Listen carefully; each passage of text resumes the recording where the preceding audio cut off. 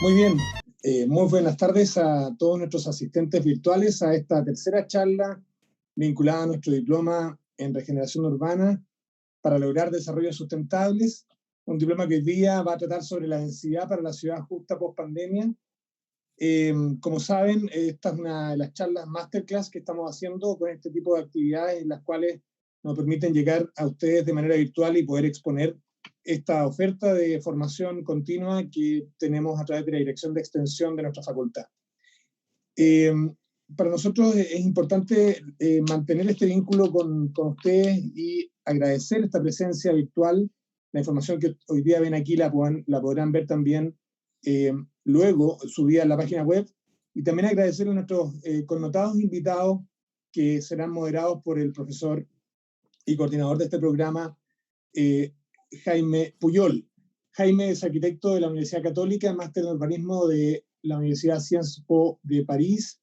Se ha desempeñado en diversas actividades docentes y académicas en universidades públicas y privadas, también en el mundo del Estado, del MIMBU, y en iniciativas relacionadas con el urbanismo. También participa, y junto a algunos de los invitados de Plan Red Chile, una agrupación que está levantando discusión y debate sobre temas de ciudad.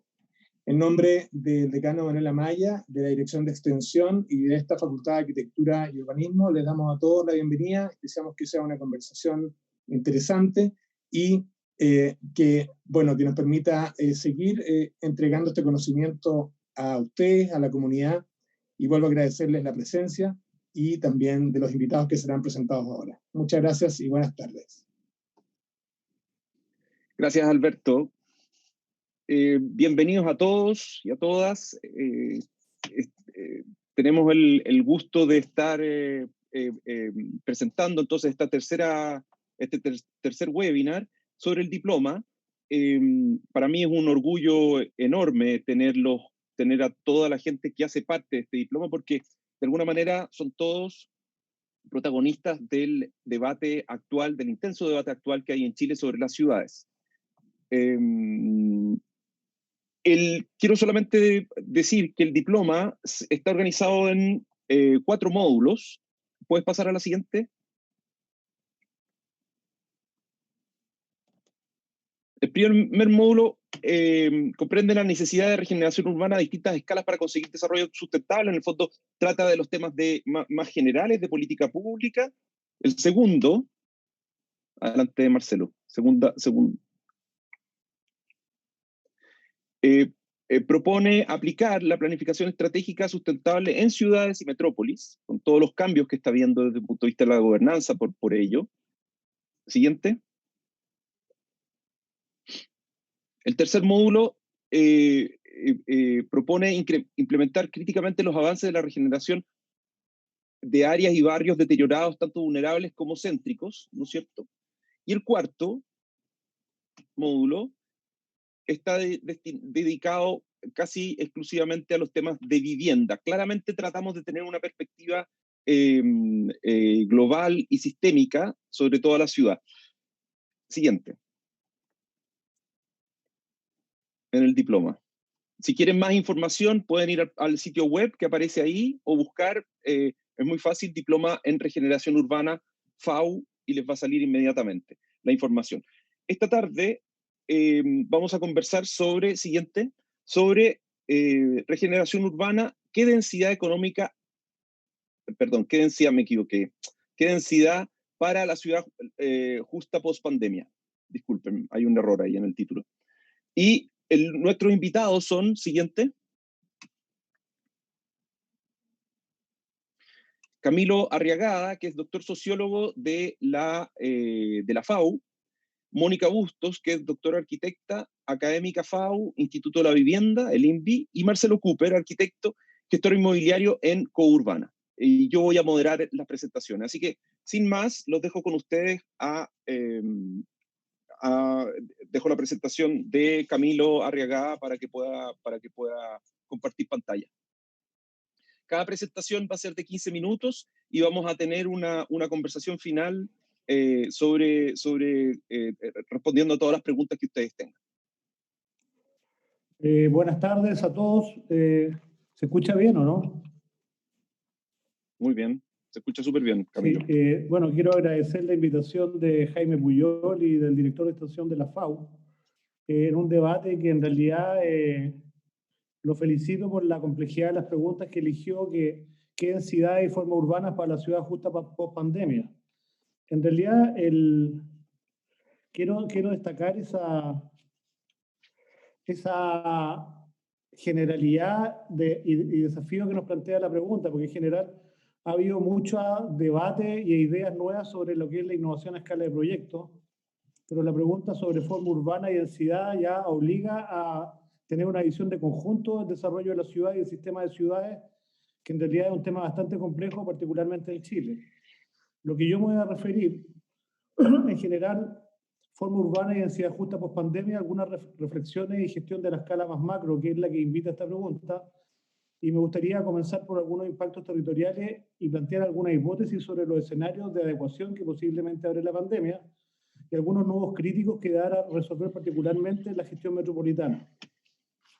El debate urbano internacional durante la pandemia en general ha sido muy removido. En general, si bien el urbanismo nace un poco de momentos de la revolución industrial, donde el tema del higienismo fue bastante relevante, hoy día, por el avance de la ciudad, la mundialización, la globalización, y esta emergencia del tema sanitario y económico en las condiciones que se ha dado, ha sido muy fuerte. Y el debate urbano internacional y nacional post-COVID está emergiendo un pool de múltiples conceptos. Resiliencia urbana, ciudad saludable, ciudad de 15 minutos, un muy buen eslogan, ciudad verde, nuevas movilidades. Y en general hay un remecimiento del tema de la cotidianidad de la gestión urbana y de la certeza y la seguridad, que es muy valioso, pero que en realidad yo creo que hay que decantarlo en dos sentidos. Primero, en general, la escala proyecto o la escala objeto está como dominando un poco el debate y tenemos una especie como de popurrí temático que enfatiza proyectos urbanos por pieza o parte, y en realidad hay un debate internacional y chileno, sobre todo muy relevante, sobre las cuestiones de forma urbana o de organización de la escala ciudad.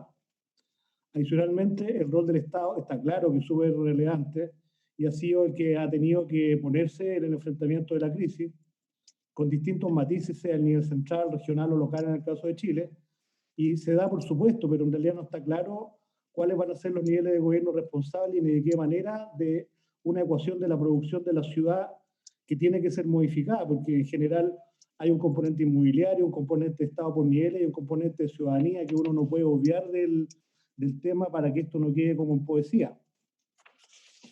En general, la geografía o los impactos territoriales del COVID creo que son muy relevantes de tener a la vista.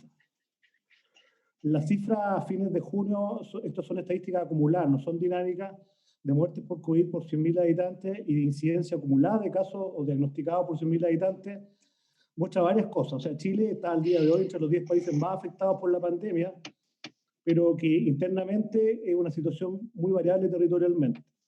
La región metropolitana claramente concentra la mayor vulnerabilidad en estos dos gráficos, tanto por mortalidad como por infección o contagio, y se agrupan otras ciudades mayores del norte principalmente, Antofagasta, Iquique, Alto Hospicio, Rancagua también tiene su cierta relevancia en términos de contagio, y uno podría hablar de una vulnerabilidad en algunas regiones fronterizas del norte.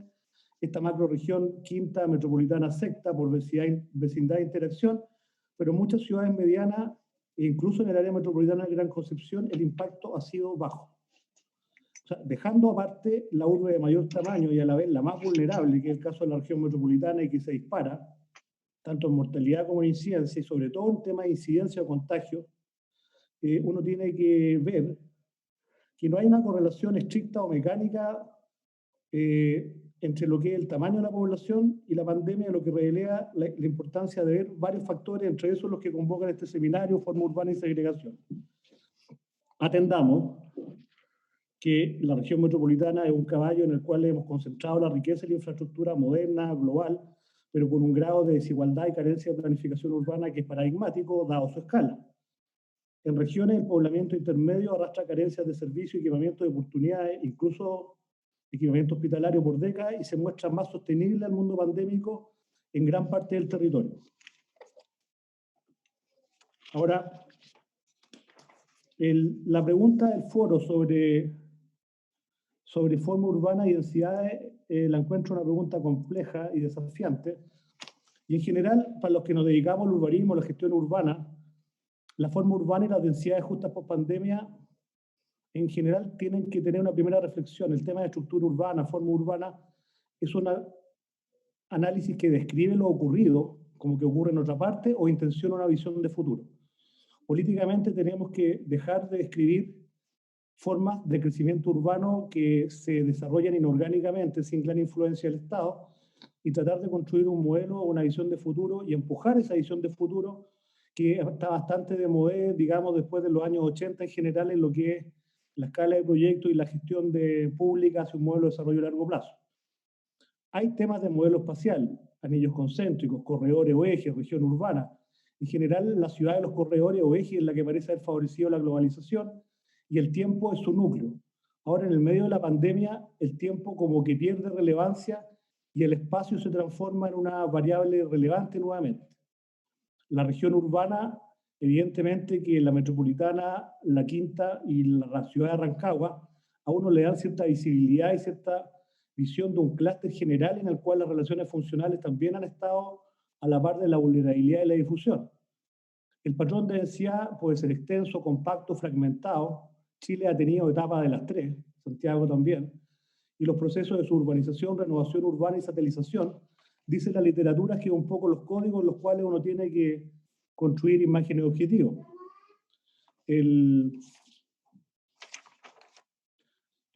Cuatro hipótesis sobre la forma urbana y la densidad que uno puede plantearse, porque en realidad uno tiene que ver el escenario tendencial para dónde va. O sea, primero que nada, un escenario posible de hipótesis que sobre todo en Chile y Latinoamérica nunca deja de sorprenderlo, que es el gato pardo, nada cambia.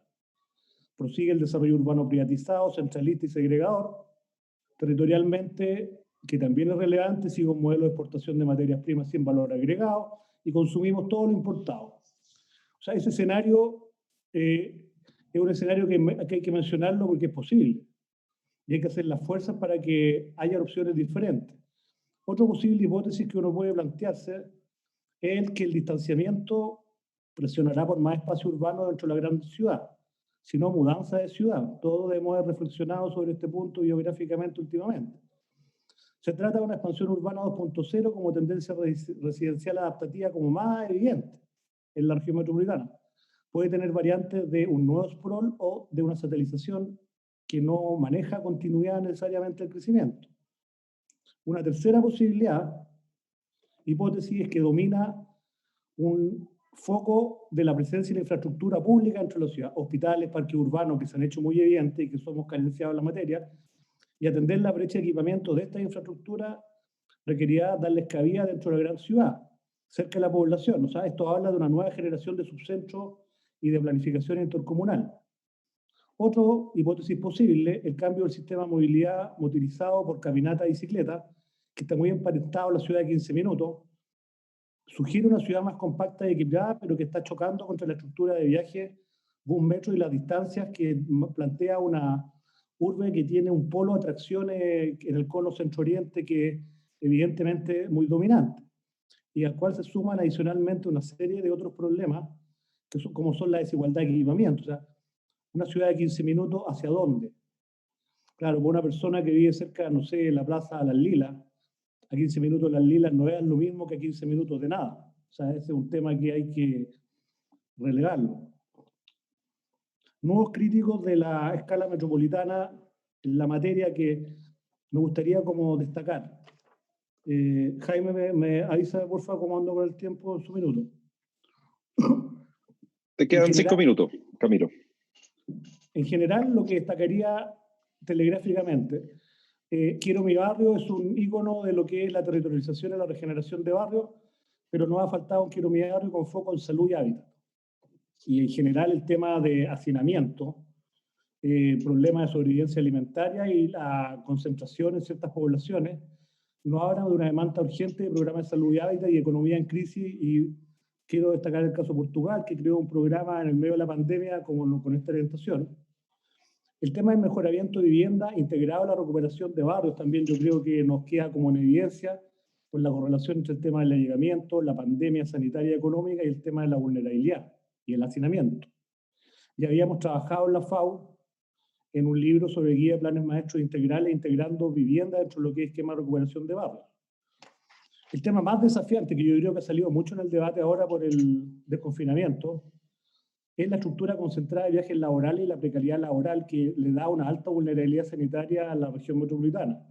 El cono centro-oriente domina y atrae viajes laborales de toda la ciudad, en especial de la periferia, en un minuto que la ventana demográfica es de mayoría de la edad intermedia, así como la mayoría de la edad intermedia son las que muestra este gráfico que se contagian de la pandemia.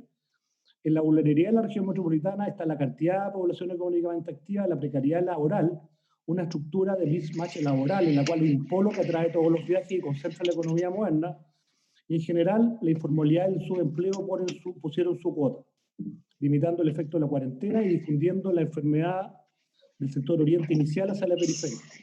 Hay una concentración de la localización de la economía moderna y la estructura de viajes que va a chocar con todas las ideas de innovación que se han dado en la materia. Por tanto, el desafío es relevante. Dos, las brechas de áreas verdes consolidadas. Veamos acá en la mapa izquierda las 2 y más hectáreas, más graves en comunas más densas y precarias. O sea, las comunas más densas y precarias son las que tienen menos dotación de áreas verdes consolidadas, y la ciudad, como todo, revela desorden de las densidades de acceso a los bienes públicos que se muestra en la diapositiva de la izquierda. O sea, tenemos una baja densidad promedio, pero en general tenemos una heterogeneidad de las densidades y de una relación con la infraestructura que es paradigmática, o sea, hay desorden. La renovación urbana, en general, Santiago ha tenido una fase larga de crecimiento periférico que se acentúa a partir de la Ley de Desarrollo Urbano de 1979. Acá está graficada y hemos tenido un infilling o relleno al centro muy fuerte del 2002 en adelante. Acá lo grafico con el número de departamentos por anillos de urbanos de la región metropolitana. O sea, acá está el 2017, como el cono pericentral y central es un cambio de tendencia. Ahora, el tema del infilling o el relleno o la renovación urbana en la onda hipergueto, en general yo diría que está bastante cuestionada. O sea, acá hay una radiografía de la Católica de barrio en altura de la región metropolitana. En general, si bien esto se mueve por la localización y la conectividad, hay una percepción de brecha con plaza, movilidad y educación. Ciudad de 15 minutos a dónde, y en general el tema de los impactos urbanos acá es muy relevante. A futuro, creo que el tema de la metro requiere una especie como de comité de crisis, junto con una política de apostar por el poblamiento intermedio fuera de la región metropolitana y que reduzca la primacía, porque es una ciudad más sostenible, claramente. Y en general, si uno ve esta publicidad, solo 7 comunas ofrecen acceso a departamentos con subsidios aptos para las familias.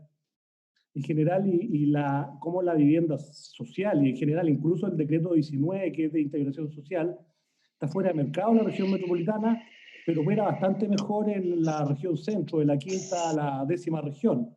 Y en general uno tiene que saber leer estas tendencias para no pegarse de cabezazos contra la pared. Ahora, para terminar, en general una visión como de esperanza. O sea, en general, claro, ¿por qué los temas de enfermedad urbana y densidad que plantea este conversatorio? Creo que tienen un minuto de oportunidad, aparte porque la coyuntura lo requiere.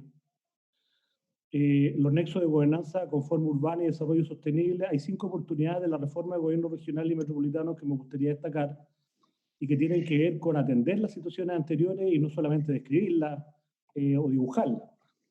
El Programa Regional de Ordenamiento Territorial, o PROT, va a ser de cumplimiento obligatorio de los ministerios y servicios públicos, dice la ley. El PROT va a tener que dar políticas y objetivos para el desarrollo de asentamiento humano y tiene que definir territorios y zonas rezagadas en materia social, urbana y su respectiva estrategia de desarrollo. Y los 8 gobiernos metropolitanos que debieran crearse agregan instrumentos que son bastante sugerentes. Manejo de densidades e integración social urbana. Pueden ser muy relevantes el tema del Plan Metropolitano de Transporte, el Plan Regulador Metropolitano y los planes intercomunales de inversiones en movilidad y espacio público que están vinculados también a los impactos de la edificación privada. Básicamente eso es lo que me gustaba responder hoy día con la pregunta que nos ha planteado Jaime. Muy bien, muchas gracias, Camilo. Muchas gracias por esta presentación breve y precisa que aborda muchísimos temas, ¿no es cierto? A continuación quiero dejar con ustedes a Mónica Bustos. También Mónica va a abordar el tema del seminario desde la perspectiva más bien de desde cómo son, ¿cómo que se llama? ¿Qué políticas públicas urbanas, ay, se me va la palabra, porque no me siento muy bien. La palabra es... ¿Tipología? ¿Forma urbana? ¿Qué tipologías? Eso, gracias Mónica, muchas gracias, perdón por este lapsus. ¿Qué tipología? Ya, adelante Mónica, ya te presentamos, así que dale nomás. Sí, ok. Puedes compartir pantalla.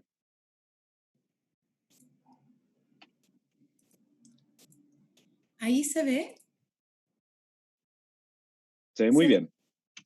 Bueno, también agradecer la invitación y valorar, al igual que Camilo, que estemos hablando de forma urbana y de densidades, que siempre son estos temas como un poquito más alejados de los temas urbanos, ¿no? Que siempre se habla de diversos temas, pero este como que ha sido siempre mucho más escaso, ¿no?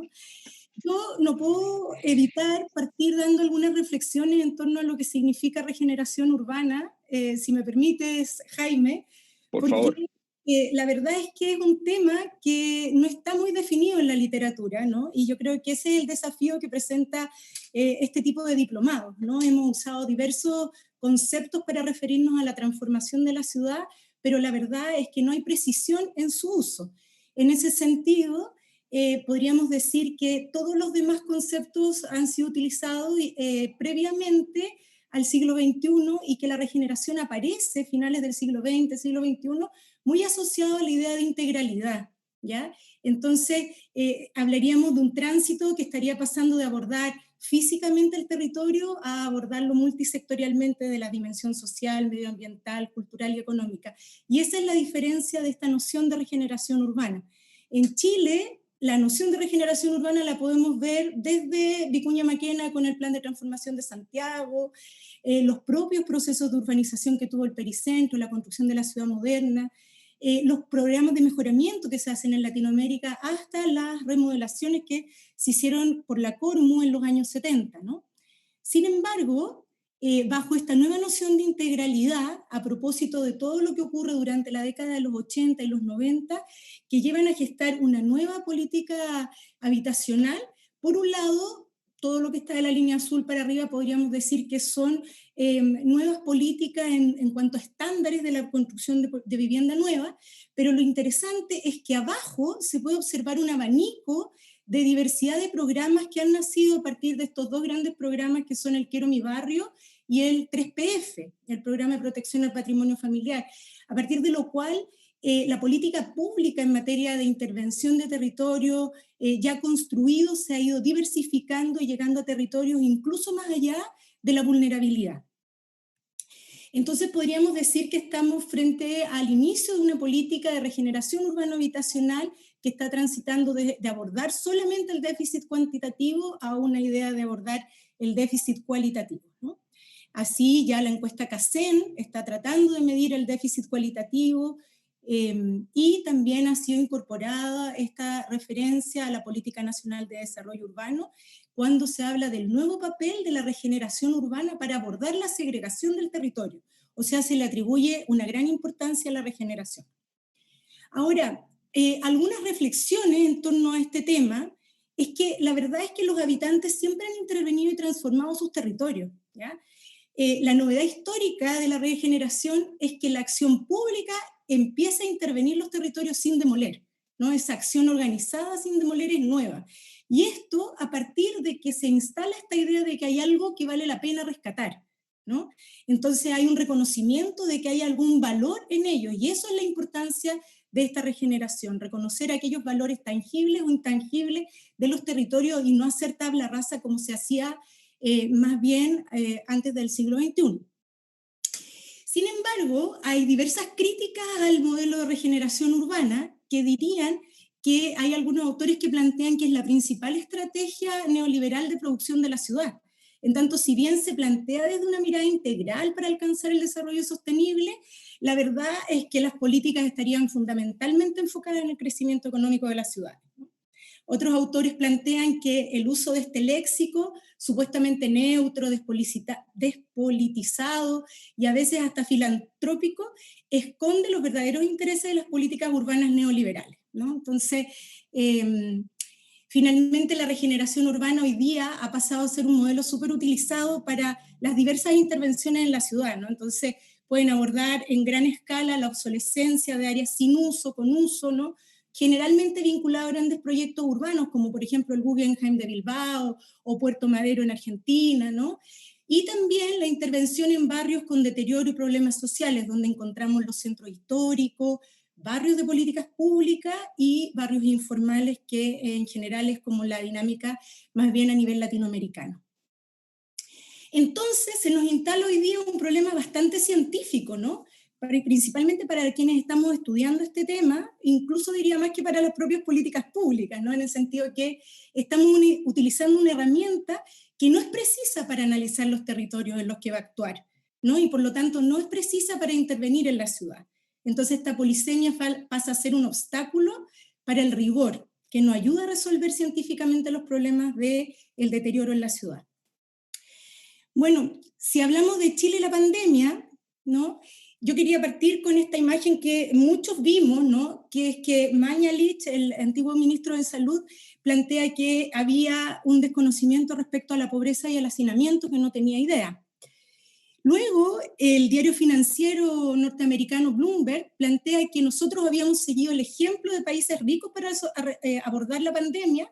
Sin embargo, nos dimos cuenta de que un gran porcentaje de los ciudadanos era pobre, ¿no? O sea, y aquí es donde ellos dicen que se plantea esta desconexión entre el gobierno y la población, ¿no? Los habitantes.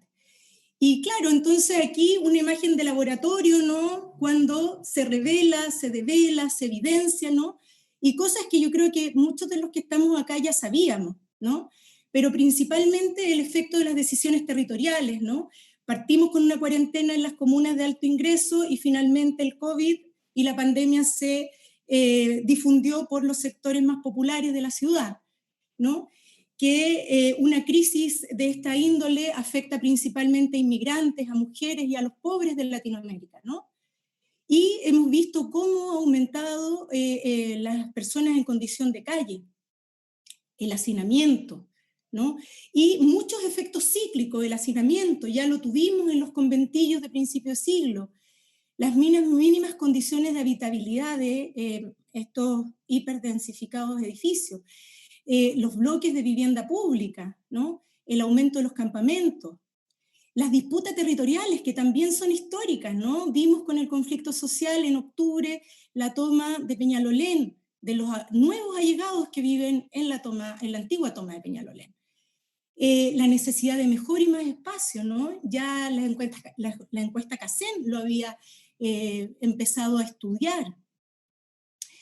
También nos dimos cuenta que no todos los barrios son integrales, que hay mucha fragilidad económica en las familias. Hoy día no hay dinero para pagar arriendos, para pagar los créditos hipotecarios, etcétera, y eso podría generar también un efecto urbano. Y finalmente, darnos cuenta que somos un país que tiene mucha pobreza, donde aparece hoy día la informalidad como algo que es parte de nuestra idiosincrasia, donde han aparecido las ollas comunes, el fortalecimiento de las redes comunitarias, como ya lo hemos visto también en nuestra propia historia, ¿ya? El comercio informal, el matuteo. Aquí yo puse propias imágenes de mi WhatsApp, donde en mi propio sector se vende de todo hoy día, ¿no? Y finalmente, para terminar con Bloomberg nuevamente, cómo la lucha contra el virus parece haber sido víctima de los mismos factores que provocaron la crisis social, ¿no? La pobreza, el hacinamiento y una fuerza laboral de carácter informal. Bueno, entonces, ¿cuál es el contexto? Que hoy día, con el estallido social y la pandemia, tenemos una oportunidad para pensar y exigir cambios estructurales en materia de vivienda, ciudad y territorio. Finalmente, una tremenda oportunidad. Nos damos cuenta que hay la formación de nuevas y más complejas realidades de exclusión social y urbana. ¿no? El deterioro y el hacinamiento de zonas interiores, donde privilegian vivir muchos inmigrantes por la centralidad y la proximidad, donde el subarriendo ha aparecido como una práctica ampliamente extendida, ¿no? Territorios centrales que originalmente tienen tejidos urbanos con densidades que van entre los 20 y los 25 viviendas hectáreas, ¿no? Que creo que, ya que vamos a hablar de densidad, hablar de la forma urbana es súper necesario hablar desde una mirada de vivienda hectárea más que de la tradicional habitante hectárea, ¿no? Entonces aquí les propongo que hagamos una mirada desde esa perspectiva, pero también comparándola con los habitantes de hectárea que tradicionalmente habían tenido estos sectores, pero cuando hablamos de densidades que son reflejo de la informalidad, podemos incluso alcanzar densidades intradomiciliarias de 300 habitantes hectárea, ¿no? Luego la hiperdensificación de las áreas centrales, ¿no? Con edificios de 30 a 43 pisos, departamentos de 17 a 40 metros cuadrados, ¿no? Con una serie de problemáticas, hoy día presentarían, que tradicionalmente tenían las mismas densidades que hablé antes, hoy día estos edificios llegan a alcanzar desde la forma urbana, desde la arquitectura, densidades que estarían alcanzando 3.000 o 4.000 viviendas hectáreas. O sea, ustedes pueden imaginar la brecha, que incluso la imagen del lado izquierdo ya la muestra, ¿no? Y densidades intradomiciliarias que podrían estar alcanzando los 10.000, los 12.000 habitantes hectáreas, ¿no? Y esto, aunque nos parezca contradictorio, determina una disminución en el acceso a servicios y equipamientos, ¿no? Por muy central que estén, el acceso a áreas verdes, el acceso a jardines infantiles, a equipamientos de toda índole, finalmente con tanta población también se genera una brecha. No quería dejar de hablar de las áreas intersticiales que tienen carácter periurbano. En el caso de Santiago, claramente el anillo interior de Santiago, ¿no? Pero hablamos de estas áreas que son de transformación, de gran escala, y que podrían aceptar este tipo de proyectos de gran escala, ¿no? Y hoy día un espacio bien propicio también para la especulación, como aquellos lugares que podrían también expulsar a muchos habitantes de su territorio, sobre todo cuando son lugares que tratan de promocionarse incluso con la llegada de grandes arquitectos como fue Frank Gehry en Bilbao con el Guggenheim, cómo se está invitando aquí a Norman Foster a construir una torre en San Joaquín, en este mismo territorio, ¿no? Y finalmente todo esto empieza a provocar un pericentro que empieza a estar bastante amenazado, ¿no? Porque es un territorio que tiene muy buena localización, ¿no? Tiene acceso a servicios, equipamiento, que se ha ido consolidando en el tiempo, ¿no? No olvidemos que el pericentro en Santiago principalmente, bueno, y en regiones, en todas las ciudades también, en general, son producto de las políticas de los años 50, de los años 60, con las operaciones sitio, donde se le entrega un terreno en propiedad a la familia y ellos los van consolidando en el tiempo, ¿no?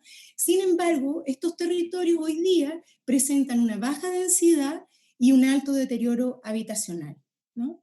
Entonces aquí podemos observar en el círculo que está en rojo los territorios pericentrales que tienen una densidad en materia de tejido urbano de vivienda hectárea que va entre los 40 y las 70 viviendas hectáreas, ¿no? Y que hoy día tiene un alto porcentaje de allegamiento que nos hablaría de unas densidades en torno a los 400, a los 500 habitantes hectáreas, ¿no? La verdad es que fue un cálculo estimado que yo hice porque no logré encontrar el número, ¿no?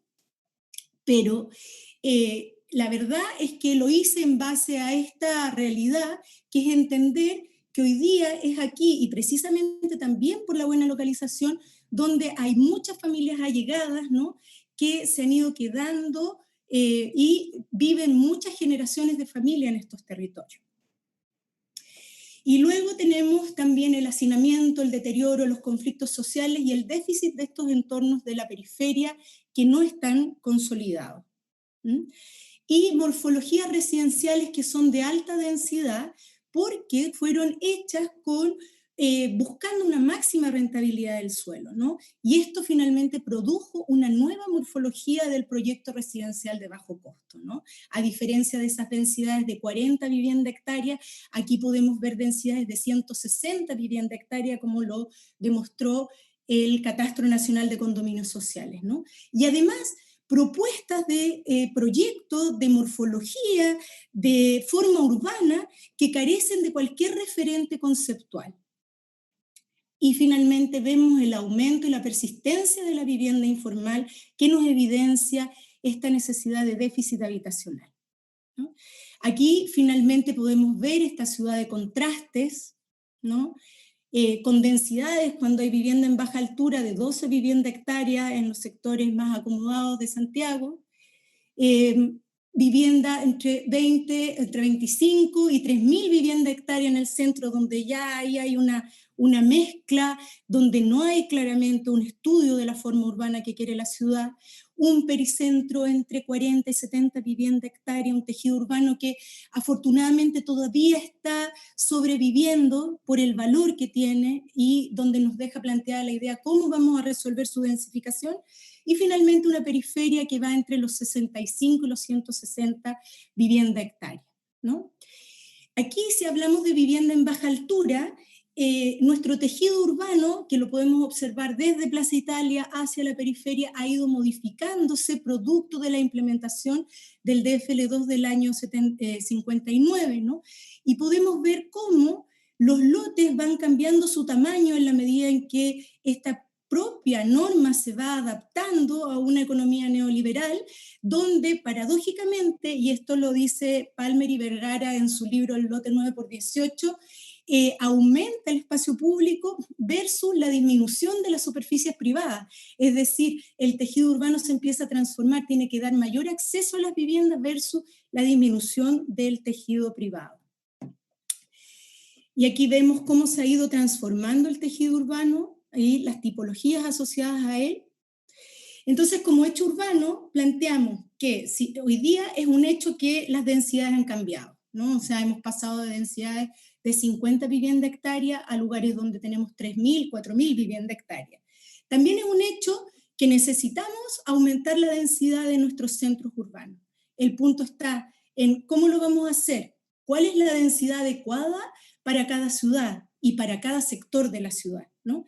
Y cómo con esta necesidad de aumentar las densidades aprovechamos además de resolver los actuales problemas del alojamiento urbano. Entonces aquí yo les quiero plantear algunas claves. Primero, aquí un ejercicio que hicimos, yo estuve trabajando muchos años en el Ministerio de Vivienda, lo hicimos en el año 2016, a partir de la focalización de indicadores, esto ya se ha mostrado en otras presentaciones, el porcentaje de vulnerabilidad que hoy día tenemos en el territorio urbano representa un 21%. Sin embargo, de ese 21% del territorio urbano, un 43% hoy día son de áreas pericentrales. Entonces la pregunta es, ¿regeneración urbano-habitacional para quién? ¿Para personas o para ciudadanos? Perdón, ¿para personas pobres o para ciudadanos? ¿Para una familia tipo o para distintos tipos de familias? ¿Para propietarios o para personas? ¿Para personas que salen a trabajar o para personas que se quedan en su casa? Creo que son preguntas importantes a tener en cuenta frente al diseño urbano que vamos a hacer, ¿no? Y aquí una primera clave, esta idea de que parece que tenemos que volver a mirar al pasado, ¿no? En tanto, ya había un énfasis higienista en la producción de la ciudad, ¿no? Que parte con la revolución industrial, ¿no? Y todos los problemas que llevaron a tener diversas pandemias en aquella época, y donde ya desde los diagramas de Gropius o la vivienda mínima de Klein se plantean ciertas formas que tienen que ser para el hábitat, y finalmente cómo las fuimos reduciendo, y parece que vamos a tener que volver a mirarlas, ¿no? Eso como una primera cuestión. Luego la idea de indagar en nuevas tipologías arquitectónicas. Yo en mi tesis las denominé tipologías residenciales compuestas, ¿no? Que en el fondo es buscar esto que llaman los ingleses el low rise high density, ¿no? Que de alguna manera la baja altura y la alta densidad no es el bloque en altura ni tampoco la vivienda con patio y antejardín, es buscar nuevas formas urbanas, ¿no? Y entonces esto nos podría colaborar en la configuración del grano, en la escala de los tejidos residenciales, en generar riqueza morfológica y además responder a múltiples funciones residenciales que hoy día aparecen como nuevas. Aquí algunos ejercicios que nosotros hemos hecho con los estudiantes en el taller de vivienda pública, precisamente en áreas pericentrales, donde empezamos a indagar en tipologías donde fusionamos 3 lotes, o trabajamos en un lote, o fusionamos todos los lotes de una manzana, pero empiezan a dar claves ya para dónde ir. Por otro lado, existe la necesidad de favorecer, y ahí me perdonan por la falta de ortografía, de haber sido el apuro, la idea de desarrolladores de pequeña escala, ¿no? Que favorezcan la diversidad y el trato directo con los habitantes. Si queremos abordar un tejido urbano que sea uno a uno, donde empecemos a trabajar en otra escala, que no sea la hiperdensidad, necesariamente necesitamos trabajar con otro tipo de productor inmobiliario. En este sentido, ya el Quiero mi barrio desde el año 2014 incorpora el componente habitacional y empieza a generar articulaciones con el 3PF. También el Ministerio tiene el programa de microradicación, de construcción en sitio propio, ¿no? Pero aún faltan más mecanismos de gestión y que se generen ciertas condiciones para atraer a estos constructores que sean de escala 1 a 1. Otra clave tiene que ver con considerar el estudio de la imagen urbana resultante, ¿no? O sea, volvemos a la necesidad de planificar, de observar las preexistencias, de hacer diseño urbano, ¿no? Porque en realidad vamos a seguir teniendo estos mismos resultados o qué. Y aquí volvemos al pericentro y a estos territorios que fueron configurados por la Corvi, que de alguna manera tienen una trama de carácter patrimonial, ¿no? Con jerarquía de sus vialidades, con jerarquía de sus espacios públicos, ¿no? Y además un carácter patrimonial también de su tejido social. Y también aparece esta idea de desdensificar, pero desdensificar ¿cómo? Ya el programa de regeneración de conjuntos habitacionales lo está haciendo, pero es necesario abordarlo con imágenes objetivos claras y que favorezcan la continuidad del tejido urbano. 2 minutos, Mónica. 2 minutos, me voy a apurar. Luego está la idea de fomentar la vivienda en arriendo como alternativa, ¿no? Han aparecido diversos cobros abusivos en arriendo, del subarriendo, incluso de edificios completos que, dado que los habitantes no tienen recursos hoy día, claramente los echan. Entonces, la oportunidad de mayores densidades a través de nuevas tipologías permitiría la incorporación de viviendas en arriendo y que podrían ser de gestión municipal o también de comercio local por parte de los propios habitantes, ¿no? Sin embargo, requiere mecanismos de regulación y fiscalización. Y esta clave que a mí me parece fundamental es que si vamos a hablar de vivienda en altura o con mayores densidades, necesariamente va a ir de la mano de las copropiedades. Pero necesitamos abordar la configuración morfológica desde el proyecto residencial desde 3 dimensiones, la física, la social y la legal. En ese sentido, cómo la forma urbana y el diseño arquitectónico de las propuestas nos pueden colaborar en configurar copropiedades donde los habitantes reconozcan cuáles son sus límites, se reconozcan entre ellos, entiendan que tienen que ser los que mantengan sus territorios. Luego, la idea de abordar integralmente el territorio, y aquí aclarar esta confusión entre la idea de integración social cuando lo que requerimos es la integralidad, ¿no? En realidad, la pregunta es, ¿qué pasa con el resto de los territorios y la accesibilidad urbana? Entonces, yo plantearía que esta idea de integración social no basta con llevar unos subsidios y densificar en áreas bien localizadas, sino que ocupar este gran concepto para abordar las diversas problemáticas que hay en la ciudad. Desde este punto de vista, recordar algunos ejercicios que ya han sido nombrados aquí en el webinar, que es la idea de abordar la escala intermedia, ¿no? La escala intermedia como una plataforma que permite observar todo lo que está sucediendo en el territorio y hacer articulación de ello. Lo importante de la escala intermedia es que acepta proyectos de escala urbana, y el proyecto de escala urbana muchas veces puede ser un motor de desarrollo que genera identidad a los territorios y desarrollo económico, y además es un proyecto de integración social. En este sentido, la necesidad de mirar ampliamente el territorio e integralmente, ¿no? Aparece así en este cuadro rojo esta nueva escala y este nuevo desafío para la gestión urbana que es la escala intermedia. Aquí algunas acciones, ejemplos que se han desarrollado en el Ministerio, abordar el territorio multisectorialmente, no me voy a detener aquí porque esto ya fue tratado desde la idea de la gobernanza y todo lo que podría llegar a favorecernos la descentralización. la idea del enfoque socioeconómico, y aquí solamente plantear esta idea de que en el fondo llegamos a los territorios más desfavorecidos por la vía de una focalización socioeconómica, pero terminamos abordando los territorios desde una perspectiva física, ¿no? Entonces, ¿qué pasa con los socioeconómicos? Y aquí volvemos a la multisectorialidad. La idea también de, a propósito de esta informalidad que queda de manifiesto con la pandemia, cómo consideramos hoy día en la planificación, en las propuestas de densificación, estos actuales procesos de fortalecimiento de la organización social y la vida comunitaria. Entonces la pregunta es, ¿regeneración o mejoramiento? Porque mejoramiento parece que es lo que se ha hecho siempre en Latinoamérica, ¿no? A propósito de esta idea de que hoy día como que no hay una definición clara de lo que, este cuestionamiento científico que nos trae el problema de la regeneración. Bueno, y para terminar, 2 diapositivas que finalmente son los efectos que nos está generando este como problema de cómo abordamos la regeneración. Por un lado, la gentrificación, pero por otro lado, y que nos motiva mucho a seguir estudiando estos temas, es por qué está persistiendo el deterioro, ¿no? ¿Por qué los habitantes siguen siendo pobres? ¿Por qué persisten los conflictos sociales, las malas prácticas en el espacio público, ¿no? Entonces, finalmente yo terminaría con esta pregunta: ¿hasta qué punto la regeneración urbana o las diferentes maneras de interpretarlas son instrumentos válidos respecto de las desigualdades sociales que existen y que se develan hoy día? Muchas gracias. Muchas gracias, Mónica. Perdón, muy buena presentación, claramente todos estos temas que están tratando los distintos relatores van a ser profundizados en el diploma. Les recuerdo que el diploma parte el próximo martes, el martes 4 de agosto, y ese se da en horario o sea, se dicta los martes y los jueves entre 19 y 22 horas. Cada sesión dura 3 horas. Creo que es súper interesante lo que acabas de mostrar, Mónica.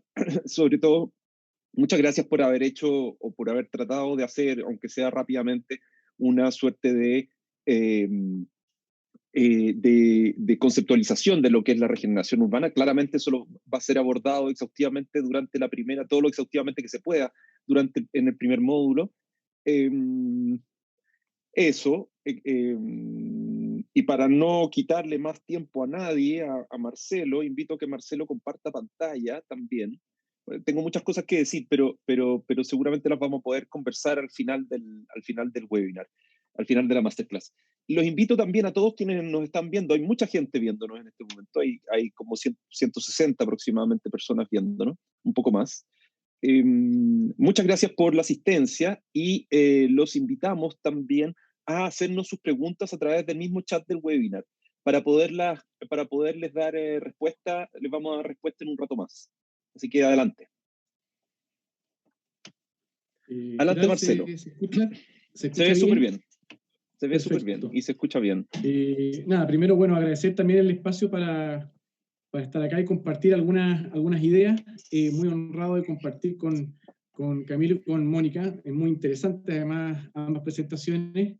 En particular, me produce cierta tensión, digamos, cierta preocupación, no. Mucho interés, digamos, lo que presenta Mónica, porque de alguna manera se hace cargo de una escala, de una dimensión de desarrollo que apunta fuertemente a lo local, y que en cierto modo está en las antípodas de lo que de alguna manera yo vengo a mostrar.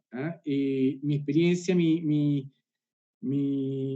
tengo una trayectoria, digamos, que parte desde temas de planificación urbana, pero durante el último tiempo, ya hace varios años ya, que estoy dedicado mucho fuertemente a la consultoría y la gestión inmobiliaria.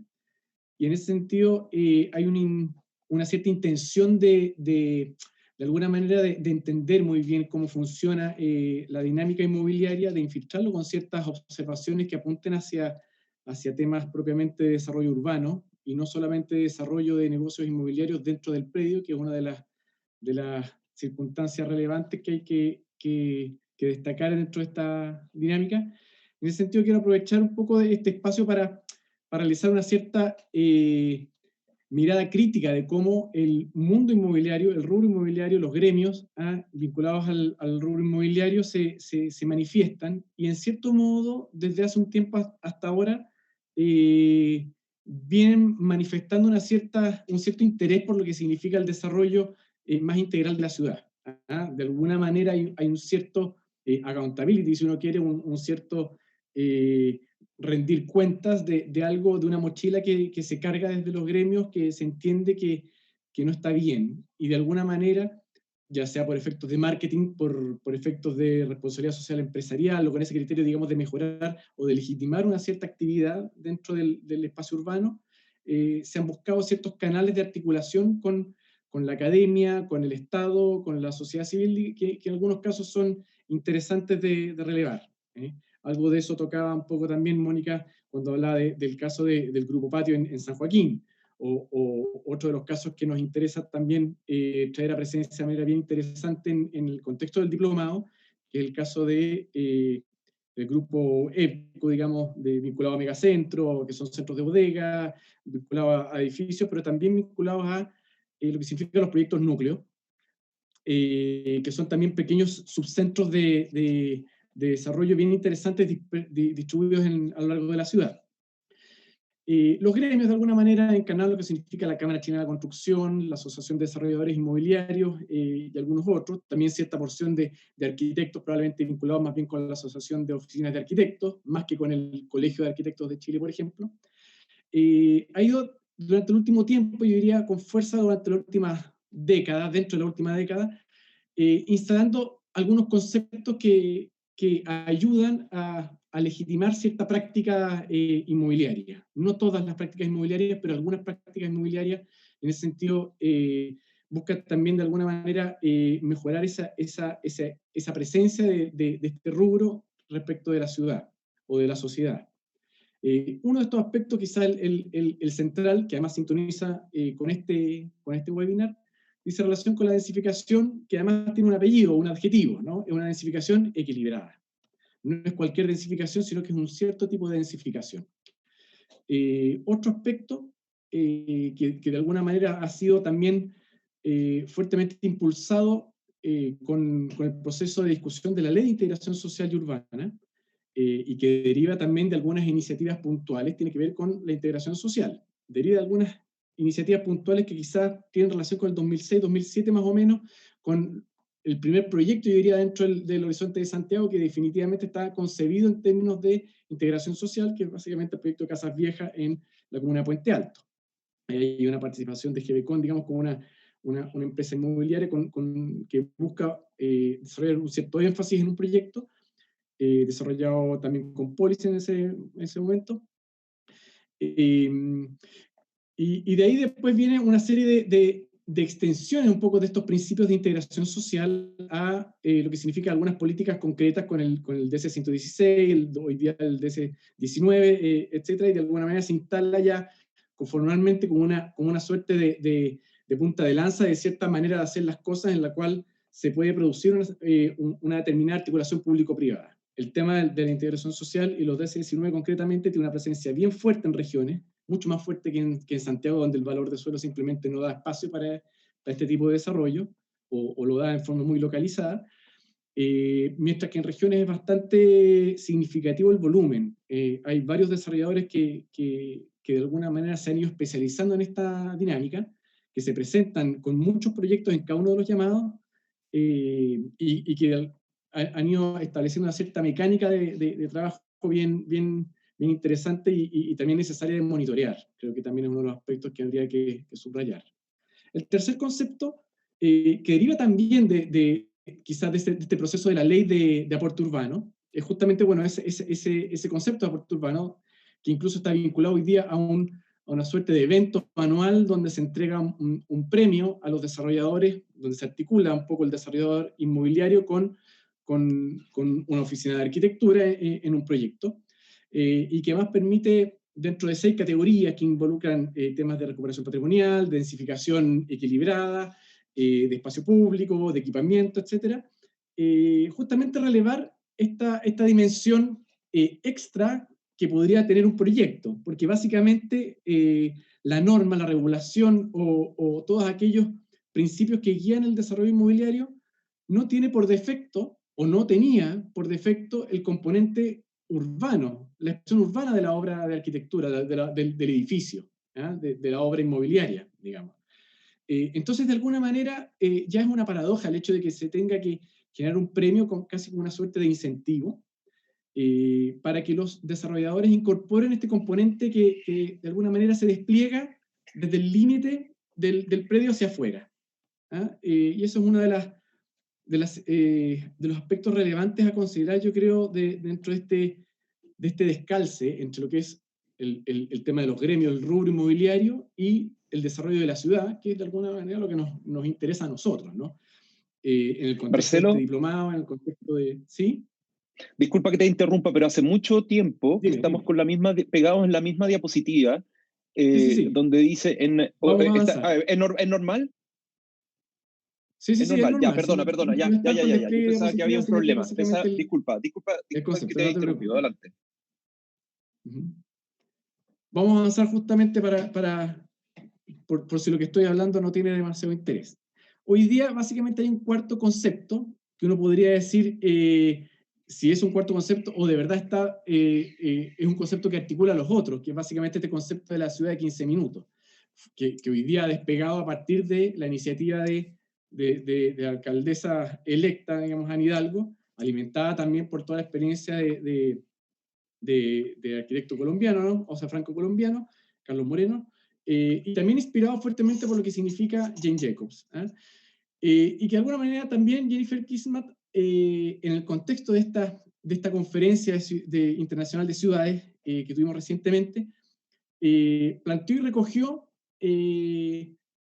ella como ex planificadora jefe de Toronto, asesora de la Urban Land Institute de Toronto, experta en política urbana y asesora también de otras ciudades, básicamente vinculando este concepto de las ciudades habitables, ciudades que tienen que ver con barrios, con tránsito, con calles.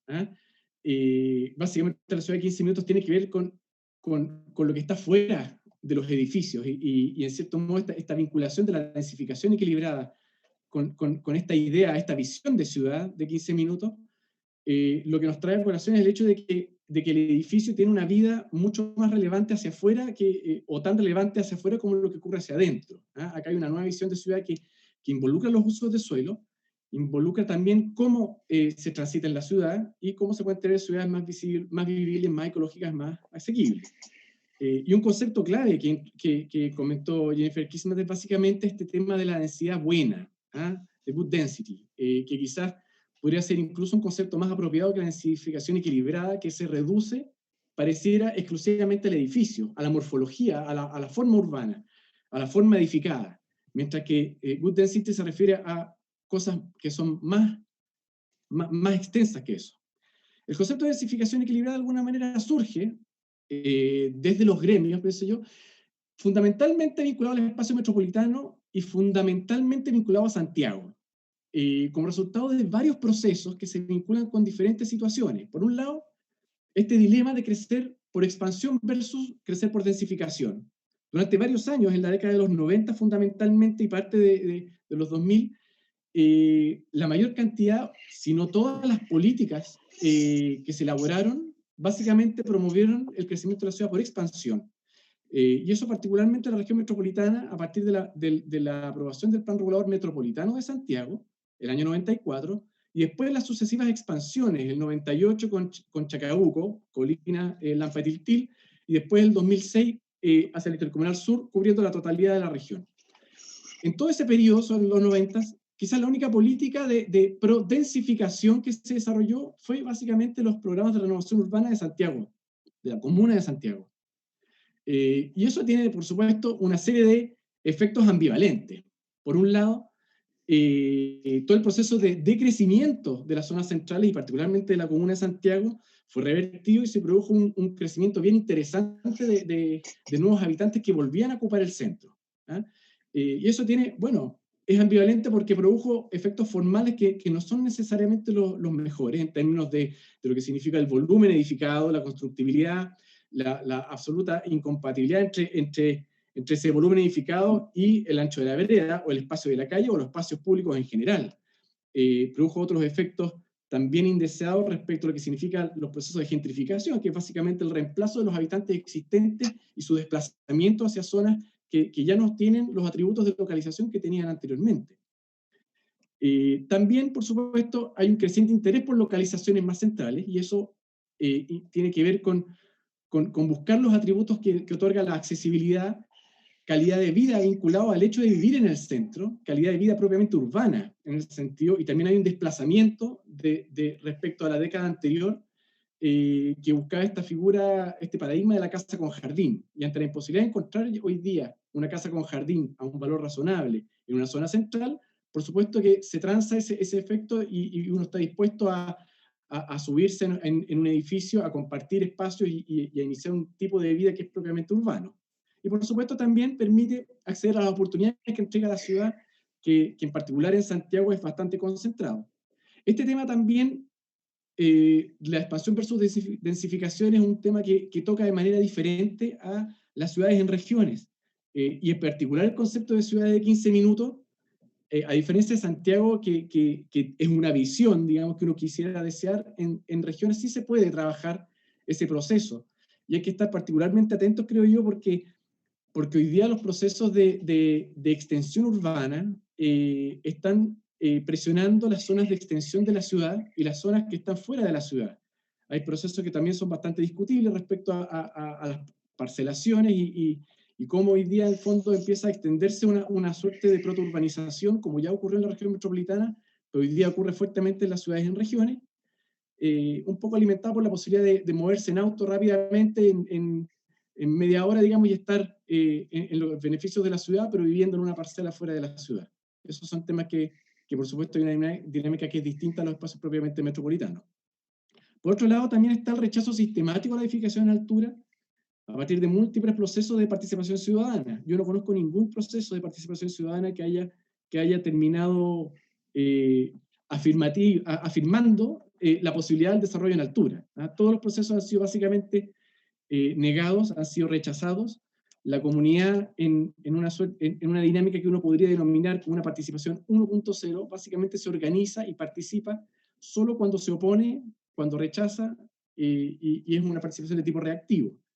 Y en ese sentido también es importante avanzar hacia un tipo de participación que sea negociadora, digamos, que haya espacio de participación donde efectivamente el desarrollador trance en algunos aspectos y la comunidad que participa también sea capaz de transar algunos aspectos, o sea, en ese sentido que haya proyectos mejores a través de la participación, y no simplemente que sean proyectos que rechazan y que reaccionan frente a potenciales proyectos de cierta envergadura. Por supuesto que el precio del suelo es un tema que induce a maximizar el uso en las zonas centrales. Hay una discusión abierta respecto a qué es lo que produce la escasez de suelo, y en ese sentido hay un tema del valor del suelo, de rentabilidad inmobiliaria, que es bastante discutible en ese sentido.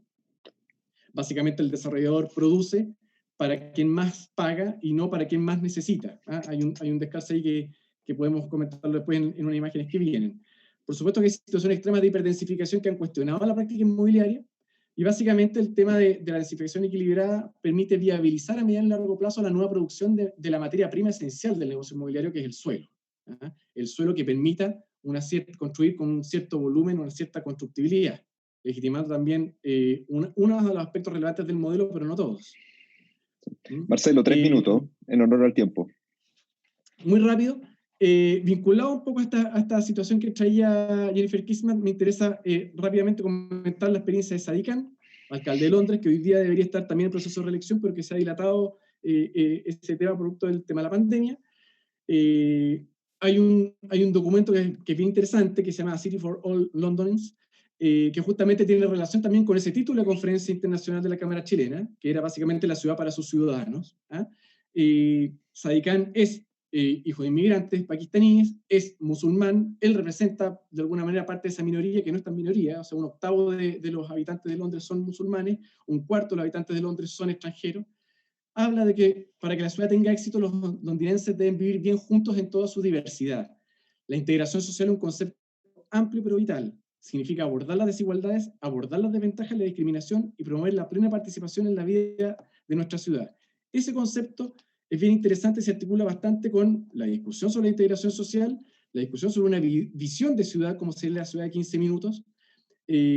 También SAICAN ha encargado después, a la London School of Economics, el estudio sobre el tema de las calles importantes, ¿no? de las avenidas importantes.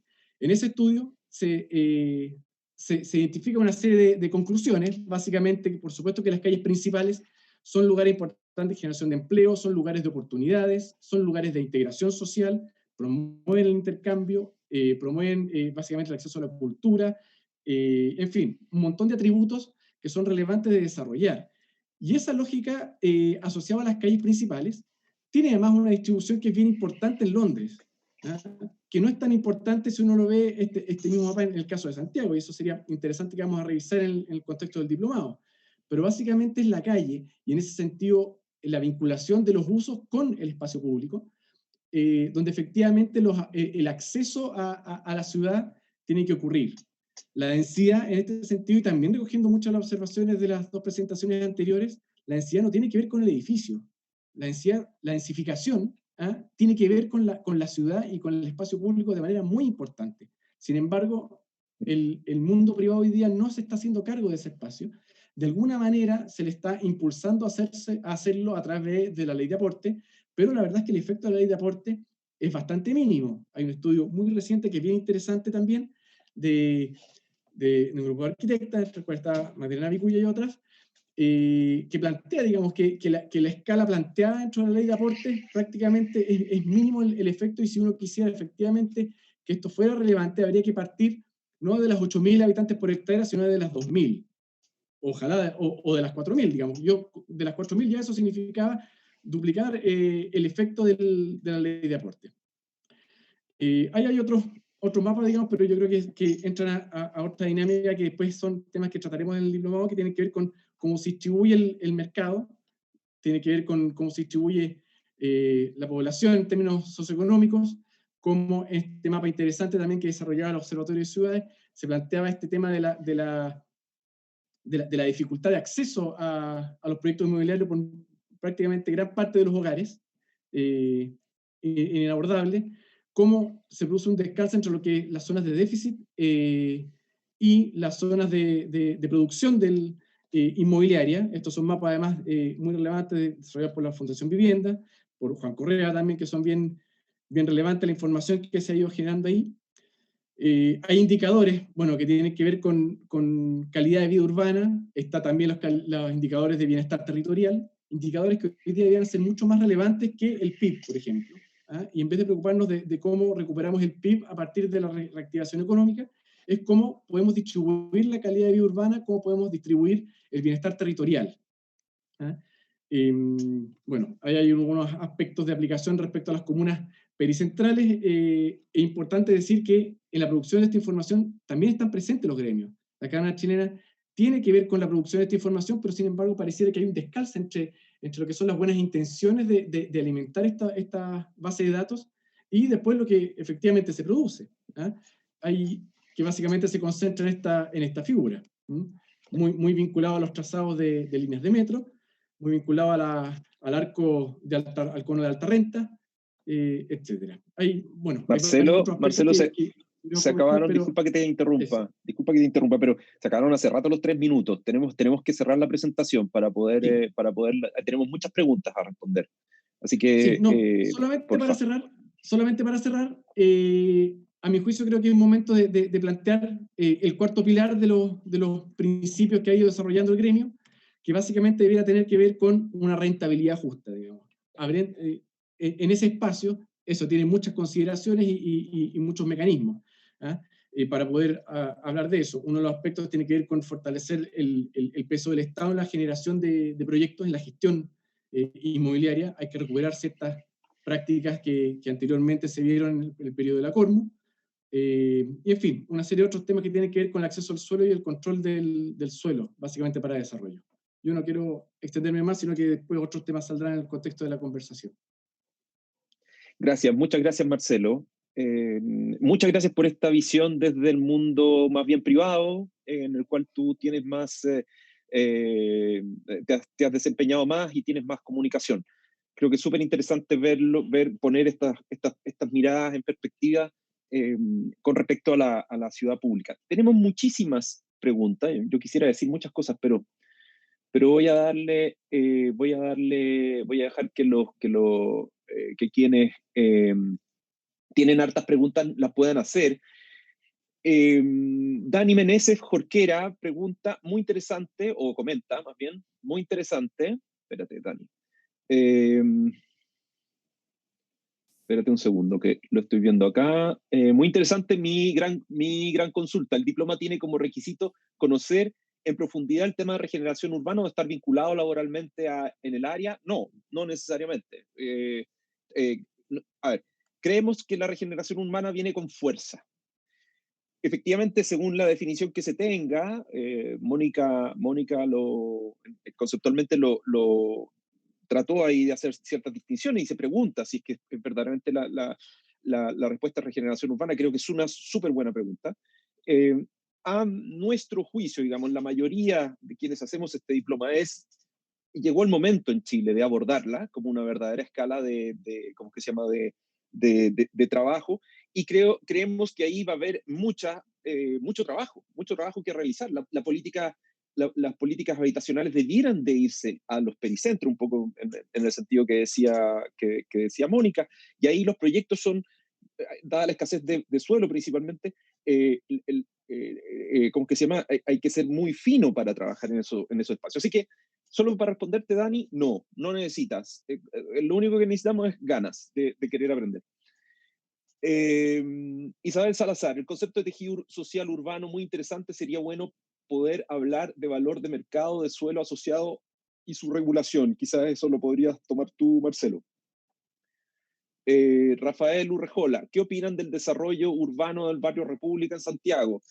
Yo creo que, bueno, en fin, ahí yo también tengo varias opiniones, pero se las dejo a ustedes. Es un tema que me interesa mucho, el barrio República, porque tuvo un desarrollo urbano justamente que trató de tener un equilibrio mayor. Ana María Palma Huerta, ¿qué escala tendría que tener una ciudad de 15 minutos? Porque si bien Santiago no sé si cumple con ello, sí hay otras comunas que sí cumplirían, pero habría que invertir en más servicios y descentralización. Esa se la dejo quizás a Camilo, que tocó harto el tema de la ciudad de los 15 minutos. La región metropolitana sí cuenta con ese tipo de ciudades y son provincias aledañas. Santiago no es la región metropolitana. Efectivamente, Santiago no es la región metropolitana, así como el Gran Valparaíso no es la región de Valparaíso, el Gran Concepción no es la región del Biobío, etcétera, y Coquimbo La Serena no es la región de Coquimbo, etcétera. Efectivamente, el tema es que el gran déficit habitacional actual está muy concentrado en los pericentros, y creo que ahí va a haber una tensión muy fuerte, porque el 90% del déficit habitacional actual se da por allegamiento, y ese allegamiento está principalmente en los pericentros. Daniel Moreno, existe una gran asimetría de información que tiene el sector público, municipios y ministerios, con políticas pro mercado y privado, desarrolladores inmobiliarios, en contraste con lo que posee la ciudadanía, en relación con el mercado de suelo urbano. Parte de lo que se debe plantear es solucionar este problema, que significa también darle mayor poder de decisión a las comunidades frente a los procesos de reestructuración urbana. Quizás, Mónica, podrías abordar esa pregunta.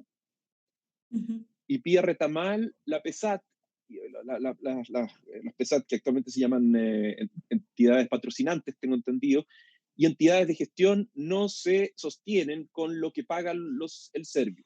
Tampoco hay fondo para ampliar la vivienda. Ojo con las constructoras que corrompen las EGIs, para sacar proyectos adelante en contra de la calidad y ética. Si quieres también ese lo respondes tú, Mónica. Jaime, ¿cuándo se responderán las consultas del webinar 1? Felicitaciones por esta masterclass, muy claro e interesantes todos los expositores. Ojo con el estudio en regiones que se aborde desde cada identidad comunal. Estoy de acuerdo, Constanza. Hay un tema con las regiones que en este webinar no abordamos, en los otros webinars sí, y tenemos que, va a haber en el diploma, ya lo vas a ver, una perspectiva mucho más regional. Efectivamente, quizás las presentaciones de Mónica y de Marcelo eran bastante región metropolitana, Gran Santiago. Tienes razón que falta eso. Y Rafael Urrejola también, ¿qué opinan sobre varios centros dentro de Santiago para generar menor desplazamiento o acercarse a la ciudad de los 15 minutos? También un temazo. Camilo, te dejo todas las preguntas de los 15 minutos a ti. Eso, quizás hacemos una primera vuelta, una primera rueda de preguntas y de respuesta a las consultas, ¿les parece? Camilo. Muchas gracias, Jaime. Bueno, la discusión estimuló preguntas bastante significativas, pero diferentes.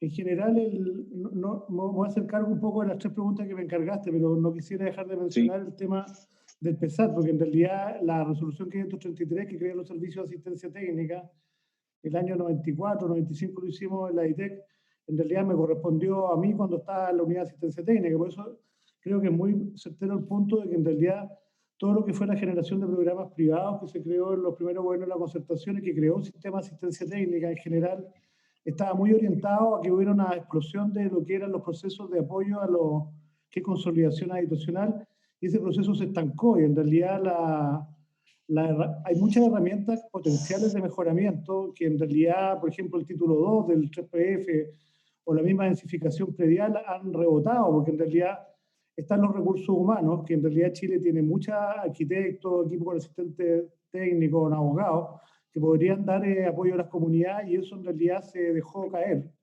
Y en realidad los costos no van para nada, y en realidad el modelo de entre comillas, la nueva política habitacional, en realidad yo creo que fue un error, porque en general el tema de la producción de vivienda no se ha diversificado de la suficiente manera, y muchas de las cosas que se abordaron en las presentaciones tienen que ver con tener capacidad de mejoramiento habitacional.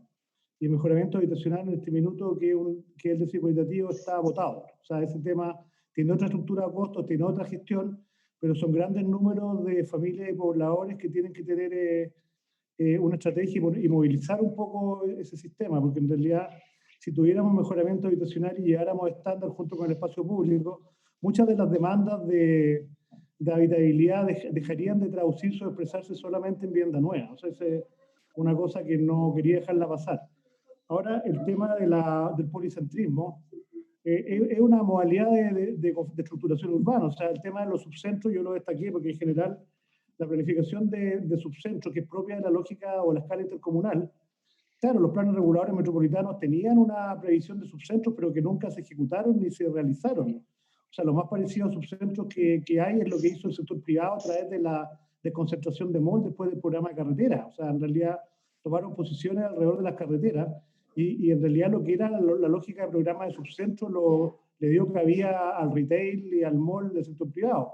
Yo creo fuertemente en el tema de la importancia de los subcentros como no integradores de los sistemas metropolitanos más complejos, y ese es un tema que hay que retomarlo, porque en realidad es parte de las competencias que van a estar dentro del gobierno regional y metropolitano nuevo, y en realidad es un tema que requiere inversiones vinculantes. O sea, no basta con trazar los potenciales subcentros, sino que generalmente hacer las programaciones de inversiones de forma vinculante y no al lote. O sea, eso es una cosa que yo creo que esa persona que pregunta sobre varios centros dentro de Santiago está en lo correcto, pero la palabra centro no es un polo de retail. La palabra subcentro es un polo que tiene comercio y tendrá retail, pero tiene oficinas públicas, tiene centro de salud, tiene deporte, y en general, por la escala involucrada y las proyecciones de población, en las grandes ciudades el tema de los subcentros va a tener que tener una mirada. O sea, en Estados Unidos los gringos muchas veces remasterizaban estadios, incluso para darle cierta habilidad a localizaciones estratégicas. O sea, nosotros tenemos que tener presente que la cabida de hospitales, áreas deportivas, centros culturales, centros familiares, requiere polos equidistantes respecto a la población, y esa es una gestión extraordinariamente relevante que puede darle mucho oxígeno al desarrollo de la ciudad, pero no puede estar legado o abandonado a la lógica del mercado, porque nunca va a poder competir la rentabilidad social contra la rentabilidad privada, y la rentabilidad comercial o es mega edificios en gran altura con departamentos monoambiente, o es usos comerciales. Por eso a eso me refería, que En los riesgos de la evolución futura está también este tema del gato pardo, y en realidad el gato pardo es que algo cambia para que nada cambie. En realidad el Estado tiene que asumir sus responsabilidades con concentraciones de población que son muy relevantes y que van a crecer. Comparto plenamente lo que dijo Marcelo respecto al tema de la ciudad de 15 minutos en regiones. Yo creo en regiones o en satélites incluso de áreas metropolitanas. O sea, hemos abandonado un poco al 55% de la población urbana que está fuera de la región metropolitana, y en realidad muchas de las cosas que no funcionan en la gran ciudad pueden funcionar fuera, y yo creo que en este minuto que hay un cierto cambio de la economía global, incluso, lo comentábamos hoy día en la mañana, uno tiene que tener algunas apuestas por lo que es generación de inversión productiva y empleo, y también por un sistema de asentamientos humanos que ha mostrado mucha mayor resiliencia y amabilidad, siendo que en realidad lo hemos dejado botados por décadas en materia de lo que es inversión hospitalaria, inversión de infraestructura, servicios, inversión productiva. O sea, Chile tiene su Producto Interno Bruto, la mayor concentración de población en la región metropolitana, pero eso es parte del estilo de desarrollo latinoamericano concentrado primado y parte de nuestras barreras al desarrollo. O sea, todas las sociedades más bien desarrolladas no tienen el nivel de primacía y concentración económica, demográfica y de infraestructura que tiene el sistema chileno y latinoamericano. A eso un poco creo que agrupo las tres cosas que me encargaste, Jaime. Sí, bien. Mónica, hay dos preguntas para ti, la de Isabel Salazar. El concepto de tejido social urbano muy interesante. Sería bueno hablar del valor de mercado del suelo asociado a su regulación. O sea, podría ser tú, Marcelo. Estoy trabajando en mi tesis, dice Luke Cortés, estoy trabajando en mi tesis en la comuna de Maipú, y la duda es de acuerdo a cómo abordar la periferia de la provincia de Santiago, los límites de la misma, en qué escala abordarlo. ¿Te dejo responder esas dos? Ya. Bueno, la pregunta del tejido social, bueno, tejido social básicamente es una definición que puede ser bastante amplia, pero que está referida como a las interrelaciones que se generan en las personas, ¿ya? Y ese tejido social se va fortaleciendo a partir de los procesos históricos que tienen los distintos barrios, ¿no? E incluso también las familias, si fuera algo como más pequeño. Ahora, cuando yo hablo del tejido social del pericentro, a diferencia, por ejemplo, del tejido social de la periferia, que en muchos casos los conjuntos habitacionales trajeron a personas que venían de distintos lugares, familias que eran de las erradicaciones, el tejido social habitualmente es mucho más débil, y habitualmente tuvieron tantos problemas que también costó mucho consolidar ese tejido social. A diferencia de los tejidos del pericentro, que de alguna manera, como parten de una lucha por el acceso a la vivienda con las tomas de terreno de los años 50, finalmente es un tejido social que se va consolidando en el tiempo, porque mientras unos luchan por el acceso a la vivienda, como dice Mario Garcés en su libro Tomando su sitio, mientras unos luchaban por el acceso a la vivienda, otros luchaban por los derechos laborales. Entonces hay una cosa que este tejido se va fortaleciendo en el tiempo por la lucha por acceder a distintas cosas. O sea, las operaciones sitio finalmente arman una trama, que lo interesante que tiene hoy en día, y cuando yo hago este juego del patrimonio de la trama urbana, entendiendo que lo urbano es lo físico y es lo social, me refiero básicamente a que la trama urbana diseñada por los propios arquitectos de la Corby es una trama que tiene un diseño proyectual muy integral. O sea, aquí no estamos hablando de un patrimonio arquitectónico, estamos hablando de la trama. Y por otro lado, desde la perspectiva social, un tejido social muy potente. Entonces, los proyectos diseñados por la Corby son verdaderas piezas urbanas que están en el pericentro, en algunos casos pequeñas ciudadelas que se constituyen, incluso, no sé, la población Dávila tiene un teatro, la población San Gregorio tiene un mercado que está declarado patrimonio. Entonces, todos estos son valores que en el fondo daría, a mí por lo menos me plantea una inseguridad muy grande que venga una inmobiliaria y les tome un mordisco. ¿Hay que densificarlos? Hay que densificarlos. Por otro lado, también hay que mejorar las condiciones de habitabilidad de muchos terrenos que fueron autoconstruidos y están bastante alejados de la norma. Pero en el fondo hay que densificarlos resolviendo el fortalecimiento de este tejido social, ¿no? Y considerándolo, y también el tejido de la trama urbana. Eso respecto al tejido social. Me fui como por hartas ramas, pero es porque el tejido urbano sería tejido social y trama urbana, ¿no? Sí. Luego, la otra pregunta te refería, creo que era la relación entre las comunidades, las inmobiliarias y el Estado, ¿no? Sí, sí. Ya, bueno, eso... Asimetría de información. Asimetría de información. Bueno, yo creo que hoy día estamos en un minuto en que, y yo creo que quizás un cambio de la Constitución que nos haga plantear también para dónde queremos ir como país, ¿no? Y que nos reformule respecto a los intereses de todos los habitantes, nos podría llevar en un buen camino donde empiece a convivir el desarrollador inmobiliario, que no sea aquel que espera hacerse rico, ¿no? Sino que el desarrollador inmobiliario, que es su oficio, es su trabajo, pero que finalmente trabaja en una pequeña escala. Y ahí empezar a tener diálogo directo con el Estado. Ahora, yo creo que el trabajo en la pequeña escala tiene bastantes dificultades respecto a un diseño estandarizado donde construye 43 plantas que son iguales, etcétera, donde en realidad el usuario es anónimo.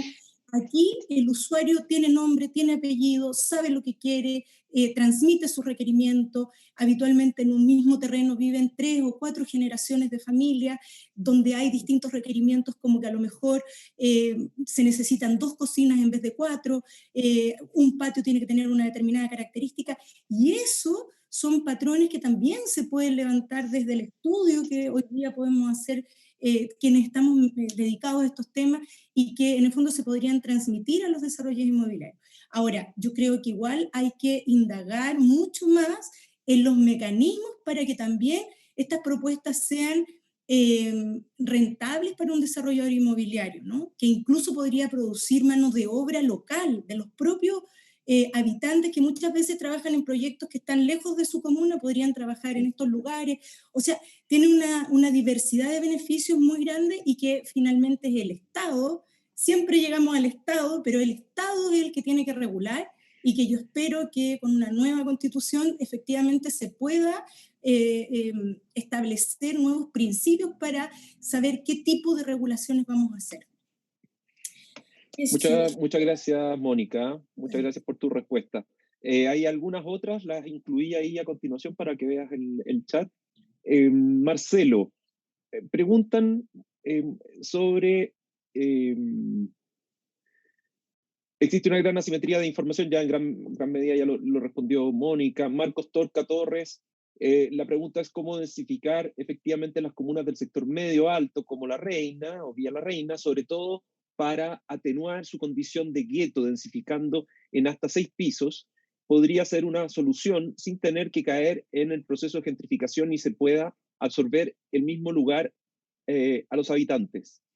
Claudio Solovera, la ciudad intermedia como elemento de distribución territorial no tiene como sentido si no hay asociado un factor económico detonante, en que el Estado debiera estar presente, como pueden ser los clústeres o núcleos tecnológicos, para así construir un evento de alcance país y que efectivamente un indicador de bienestar territorial fuese suficiente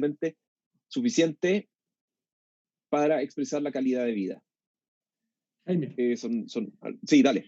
Quizá de esos dos. Sí, no, sí, lo que pasa es que yo también estaba leyendo las preguntas y de alguna manera tengo la impresión de que no, en general nos pasamos en muchos diagnósticos. Es un periodo de mucho diagnóstico, de mucha información, de mucho mapa, que son muy interesantes, sobre todo cuando llega el momento oportuno, porque cuando llegan después de que la pandemia ya se distribuyó, no tiene mucho sentido, digamos. Yo creo que tenemos datos más que suficientes de diagnóstico para muchas cosas, y lo que falta hoy día es tener la capacidad, la voluntad política, la disposición de generar visiones, pero concretas. La idea de la ciudad de 15 minutos es una idea genérica, pero si uno quiere adherirse a esa dimensión, tiene que ver cómo bajarla al territorio. Y eso hay un rol muy, muy importante que tiene que ver con la dimensión local de las comunas, de los municipios, de las ciudades intermedias. Yo creo que ahí estamos llenos de instrumentos que son absolutamente pobres en sus alcances. Los planes reguladores solo regulan ciertas dimensiones del territorio, pero no construyen, no diseñan, no planifican realmente. Y falta básicamente eso, de generar a nivel de comunas, a nivel de ciudades intermedias, la visión de ciudad. ¿Qué rol queremos o quieren ese grupo de habitantes, ese grupo de vecinos, ese grupo de autoridades, digamos, para ese lugar en el tiempo? Y ser capaces de pensar de manera muy generosa y no vinculados estrictamente a su plazo de gobierno, por ejemplo. Porque un alcalde te va a durar 4 o 5 años, quizás tiene un segundo periodo, pero resulta, ¿qué pasa si lo cambian? Entonces la visión se tira a la basura, digamos. Por eso de alguna manera me interesaba mucho esta figura de Sadiq Khan, porque de alguna manera decide una cuestión para Londres. Él propone un tema de Londres y además involucra su propia experiencia de vida en eso. Él es un hijo de inmigrantes, él es una persona diferente, es una persona que por su religión tiene estos conflictos, y nos pasamos discutiendo un poco cuáles son, o sea, nos vivimos siempre en pequeñas cosas, pero no somos capaces de sentarnos a escuchar al otro, y de alguna manera construir esa visión conjunta que queremos. Y en esa visión conjunta significa que yo tengo que ceder también, y el otro también tiene que ceder para que me escuche a mí también. A mí me pasaba, por ejemplo, cuando yo vivo en La Reina, digamos, llevo toda mi vida en La Reina, mis 30 y 15 años, y entonces el plan regulador se estaba discutiendo justamente el tema de las alturas, y venía mi vecina, digamos, y me decía, oye, van a construir edificios en La Reina. Ay, pero ¿dónde? Le decía yo. No, bueno, no sé, pero van a construir edificios. Bueno, La Reina tiene un borde que es metropolitano, que es Avenida Osa, es Vespucio, digamos, pero en La Reina se llama Avenida Osa. Entonces, eso es una paradoja, es decir, bueno, La Reina, que tiene una dimensión que es metropolitana, tampoco puedes levantar edificios o tienes que ajustar esa altura de edificios porque alguien cree que van a construir edificios al lado de su casa. Y eso no es así. Entonces tú tienes que ser capaz de decir, bueno, si yo quiero tener un lugar cerca en La Reina para trabajar o para ir al cine, o sea, necesariamente tiene que estar en el mall, o tiene que ser solo un strip center. ¿Por qué no puede ser una avenida interesante que tenga esa dinámica de vida urbana potente en torno a ese eje que es metropolitano, ¿te fijas? Entonces, vivimos en esta paradoja permanente, es decir, que yo no quiero que me construyan acá al lado un edificio, da lo mismo 7-4 pisos o de 15 pisos o de 60 pisos, yo no quiero ningún edificio, pero me gustaría en 15 minutos llegar caminando a mi trabajo. Bueno, ¿cómo yo transo eso? Yo tengo que ¿cómo genero subcentros de localización si no quiero que me construyan nada al lado? ¿Te fijas? Entonces esa es una paradoja. Y por otro lado, el otro extremo de esa paradoja es el extremo cuidado, la extrema delicadeza que hay que tener respecto a esos conjuntos, digamos, habitacionales que tienen una identidad, que tienen un grano mucho más fino. La pregunta de Marco Torca, digamos, yo saludo a Marco además, que lo conozco. Pero tú no puedes llegar y meter densidad en la Villa La Reina. La Villa La Reina tiene una historia de vida, una historia de gestación que es muy poderosa, que es muy potente, que incluso en su estructura predial contemplaba una forma de densificación de una segunda vivienda al fondo del sitio, ¿te fijas? Sí. Y entonces había un trabajo ahí que era interesante. Lo que no puede ser es que el terreno que está al frente de la Villa La Reina, y que es propiedad del ejército, se salga a vender como cualquier licitación privada, para rentar a razón de 12,5 wolf el metro cuadrado, ¿te fijas? Cuando son terrenos fiscales, sí, que tú efectivamente puedes consolidar una condición de subcentro del mismo centro consistorial de la Municipalidad de La Reina, de la aldea del Encuentro, del Hospital Militar. Quizás tú puedes generar una densidad equilibrada con integración social que te justifique extender el metro hasta el Hospital Militar. ¿Y cómo hacemos captura de esa plusvalía que genera? ¿Te fijas? O sea, ¿cómo puedo yo generar? Tengo 15 hectáreas, el ejército sale a vender 6 hectáreas, son 15 hectáreas. ¿Cómo no voy a poder generar ahí una pieza de ciudad interesante, te fijas? En lo cual todos ganan. O sea, puede ganar el desarrollador privado y legítimamente que gane, pero también puede ganar la comunidad que puede obtener usos interesantes propiamente urbanos ahí. Puedes ganar toda la comuna porque puedes extender una línea de metro y la justificas con rentabilidad social, no por la densidad existente, sino por la densidad futura que puedes atraer. ¿Te fijas? Entonces, yo creo que, sí, no, está claro, estamos en está claro. un momento constituyente, como dice Mónica, que es importante, Sí. que nos permite pensar de verdad en grande, decir cómo podemos volver a pensar en grandes proyectos urbanos que traigan beneficios múltiples a amplios sectores de la ciudad. La Reina viene perdiendo habitantes hace 2 o 3 censos, digamos. Bueno, ¿cómo? Sí. O sea, tenía 96 habitantes, Creo que después hay mucho 94.000, tema después ahí, 92.000. efectivamente hay mucho tema, y efectivamente, como estás diciendo tú ahora, se requiere una mayor injerencia del Estado. Yo estoy absolutamente de acuerdo con que el suelo precioso, el poco suelo que tiene urbano público Chile, no puede destinarse a licitaciones privadas así como así, sobre todo para ser propietario. O sea, claramente podríamos hacer otras cosas, no sé qué piensa el resto, pero se podrían hacer otras cosas ahí que son mucho más pertinentes. Con respecto a lo que dice, varias preguntas, es que vamos a proponer en el diploma algunos ajustes a las políticas públicas, habitacionales, urbanas. Claramente vamos a proponer, porque los diagnósticos lo están viendo, están tan claros que hay unanimidad entre los tres, yo creo, entre los tres expositores, que efectivamente se necesita hacer un ajuste en el rol público. Si no, ciertos terrenos sencillamente no se pueden viabilizar, sino ciertos subcentros, efectivamente, del acercamiento de la ciudad a las personas no se van a poder hacer, y así. Y esos terrenos están disponibles en muchas ciudades chilenas. Muchas ciudades tienen terrenos de bienes nacionales, de ferrocarriles, en fin, de distintas instituciones públicas, como la que mencionaba recién Marcelo. Ese es un temazo. Y pero para responder claramente, sí, vamos a proponer, dado que estamos en el momento chileno que estamos, tiene mucha pertinencia reflexionar sobre eso. Eso quería comentar. Camilo, te mandé algunas preguntas, no sé si las viste, creo que no te mandé nuevas. Disculpa. Mónica, a ti sí te mandé nuevas mientras le mando a Camilo. Respecto a la pregunta de cómo abordar la periferia. ¿Quién la hizo? ¿Quién la hizo, perdona? Uy, a ver. Ahí está. Sobre Maipú. Sí. Luz Cortés. Ya. Perfecto, gracias. Sí, la verdad es que yo estudié profundamente la periferia de los años 80 y 90, construida en los años 80 y 90 en mi tesis de doctorado.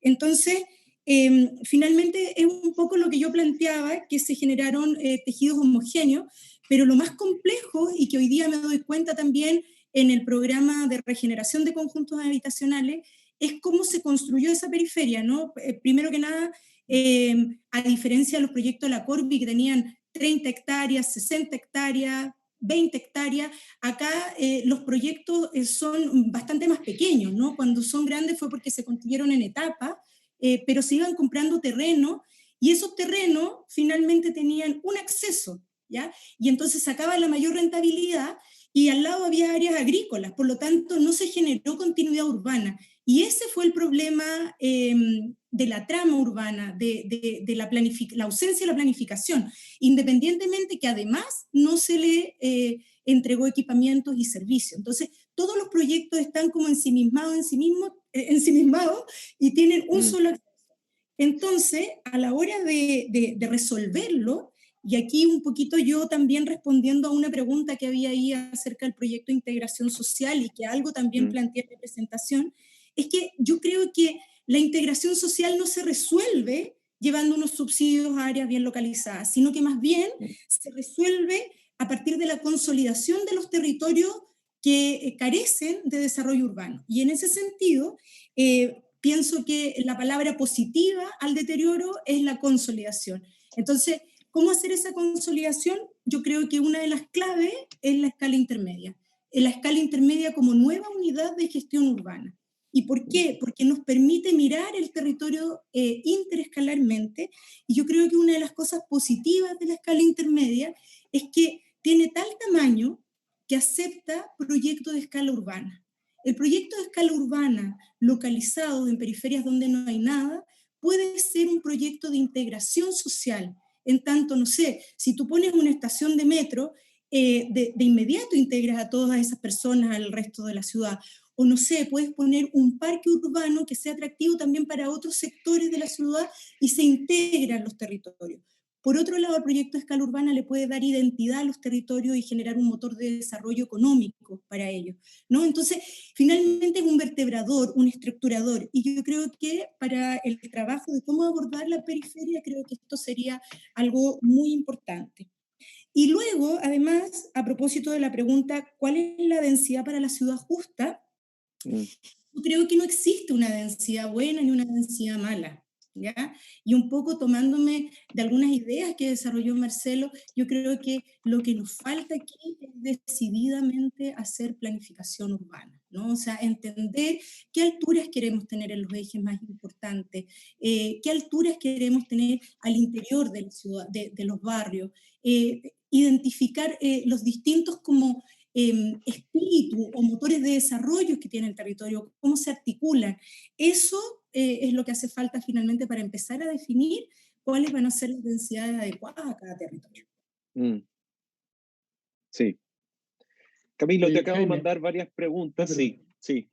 Marcelo, perdón. Sí, no, es que alguien por ahí discute este tema de la necesidad o no de una nueva constitución, si ya llevamos 40 años y nadie profesional urbanístico lo ha planteado. Sí. Yo creo que hay que leer un poco más. Así es. Hay que leer un poco más porque está muy planteado, muy documentado, hay mucho diagnóstico. Retomando el tema de Maipú, Maipú tiene un departamento bien interesante de gestión de información.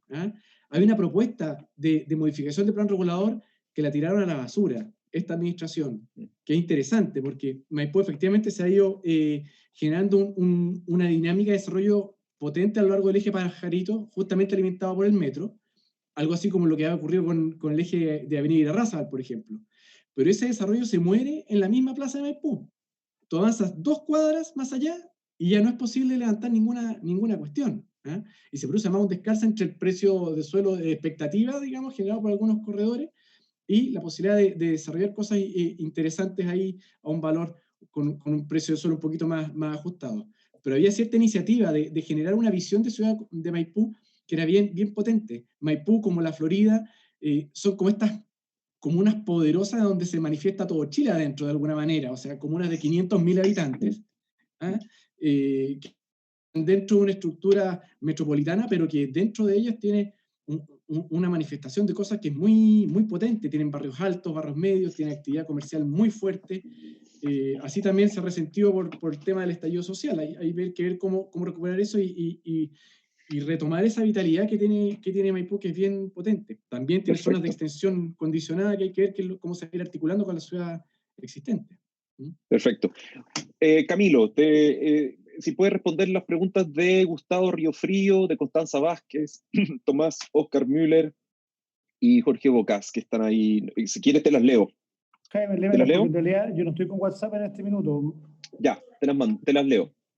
Para el caso de Perú, desde donde escribo, la idea, esto dice Gustavo Riofrío, la idea del productor inmobiliario de baja escala que propone la arquitecta Bustos me parece la más atractiva. Sin embargo, el sistema de subsidios no está pensado para ello, pues es un sistema que incita a bajar los costos operativos en contextos en los que cada casa es un caso, efectivamente. Lo que exige más intensidad participación de los profesionales. Efectivamente, yo creo que ese es un temazo, pero te propongo que lo respondas tú, Camilo. Constanza Vázquez plantea, se debiesen considerar la complejización de usos en los centros históricos para sustentar la regeneración urbana, sobre todo fuera del Gran Santiago. Faltan planes diferenciados. Claudio Solovera plantea, Tomás Müller plantea, ¿podrá el mismo disponer de recursos para efectuar estudios básicos para generar una propuesta ciudad con los ciudadanos en algunas ciudades de regiones? Y Claudio Solovera pregunta, ¿se valida aún la densificación de borde de autopista entonces? Jorge Bocas pregunta, me parece que con una nueva constitución no corresponde si esto ya lo comentamos en realidad. Yo lo dejaría ahí. O si quieres retomar eso también. Jaime, eso, Camilo. Hay una sobre los BROT sí, también, que creo que es interesante que pueda... Sí. En general, lo que se dice en el caso de Perú es efectivo, pero hay que tener presente las distintas generaciones de etapas que ha tenido la política habitacional en Chile. Y en general, así como Marcelo hablaba de la Corby y la Cormu, que en realidad como que son grandes modelos de gestión y que de hecho las competencias todavía existen están radicadas en Soberanía los serbios, entre paréntesis, no han dejado de existir las competencias, pero se le dejó de poner presupuesto y quedaron como upside respecto al modelo de gestión imperante. Así también la renovación urbana o los decretos presidenciales de remodelación también existen, una cosa que existen que se aplican. En el caso de Chile hay mucha herramienta que gira a partir de un concepto de vivienda que es un poquito más incremental o diferente del que se fue imponiendo, que tenía que ver con el desarrollo por etapas, con ciertos elementos de progresividad, el mejoramiento habitacional. No digo que esa sea el corazón o el núcleo de lo que es la inversión del Estado, pero era un espacio de diversidad de lo que era la acción habitacional que tiene varias potencialidades en la gente que tiene problemas de habitabilidad, que de hecho muchos son maestros, sus vecinos son maestros y autoconstruyen periódicamente, porque tienen que hacerlo, tienen que generar 3, 4 viviendas por lote, lo hacen, sin apoyo, sin crédito, y efectivamente son operaciones individuales que tienen otra lógica, otra estructura, y donde el tema de la rentabilidad social no es una rentabilidad privada. Efectivamente, los sistemas de ONG que finalmente evolucionaron a las empresas de asistencia técnica requieren sobrevivir como todas las personas, y evidentemente su costo de oportunidad del trabajo está en otra área y eso se va quedando botado. Ahora hay subsidios del Estado que efectivamente no reconocen lo que es el costo real de operaciones individuales, y hay un cierto grado de estandarización que meter para el tema de efectivamente el tema de las pymes. Yo me recuerdo que con la cooperación sueca tuvimos un fondo de garantía que, por ejemplo, para poder meter a las pymes en el tema de la vivienda progresiva, tuvimos que hacer un fondo de garantía porque no tenían espaldas para sacar una boleta de garantía para ejecutar obras, siendo que las podían hacer. Ahora hay una serie de herramientas que hay que darle importancia, no como la tendencia dominante, sino que como un espacio relevante de gestión, y retomar y actualizar los subsidios y buscar cierta estandarización, pero yo creo que efectivamente tiene razón que no están contemplados en la estructura de subsidios, pero Chile tiene instrumentos que lo fue dejando un poco como en el borde del camino. Eso respecto al caso de Perú. Ahora, el tema de la diversidad de uso de los centros históricos, sí, es un tema que evidentemente el mix de uso es una cosa fundamental de trabajar. El tema es que desgraciadamente en la normativa chilena, más allá que haya un uso mixto, la forma en la cual se desarrolla la mixtura es un poco al azar. Chile no tiene planes de diseño o herramientas que permiten que uno entienda que existan distritos con cierta mixtura planificada o estrategias un poco más intencionadas como por el Estado para reconvertir ciertas zonas como industriales en zonas de diseño, porque más allá que sean zonas mixtas, en realidad el Estado de la puerta para afuera hace muchas cosas, pero de la puerta para adentro no se mete, y en realidad el tema de los instrumentos reales con el cual se puede promover una mixtura más armónica y sostenible, claro, o sea, el uso es mixto, pero no discrimina entre una botillería, un café literario u otro tipo de cosas. Por eso, en realidad, hay un problema respecto a la riqueza del centro que Jaime bien maneja, que tiene esa vitalidad, pero o si no se gentrifica y expulsa y se elitiza y pierde el tema de la vivienda, como cierto tipo de distrito del barrio Italia, que es bastante agradable, pero ya no es un barrio de vivienda. Por tanto, hay un tema en la combinación de mixturas en la cual el Estado está bastante complicado, y en realidad eso es una materia de modificaciones y en general de visiones de desarrollo, que en el centro histórico hay muchas oportunidades.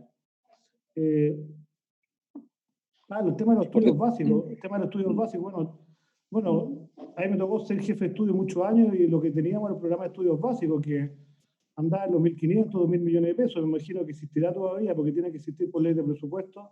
Efectivamente, los estudios básicos son estratégicos para tener herramientas importantes de intervención. En algún minuto nos tocó hacer el catastro de campamento en el año 96, y gracias a eso salió el primer programa nacional de Chile Barrio. Por eso, en general, los estudios básicos están en todos los ministerios, inversores, y evidentemente puede que sea poco, pero son cosas muy fundamentales para el nivel central y para las regiones, sobre todo para la generación que viene de ordenamiento territorial más delegadas a las regiones. A Solovera encuentro que, no tanto por la pregunta que hizo ahora, pero lo felicito por la observación que hizo delante respecto a que el tema del poblamiento intermedio requiere estrategias sobre la base económica, y el tema de los clústeres y los polos tecnológicos también es una cosa que es fundamental. La visión del desarrollo no es una mezcla de casa, sushi y retail, sino que en realidad uno tiene que entender que en el largo plazo la visión de desarrollo de los países, y de eso la vertebración del territorio, depende de estrategias de desarrollo.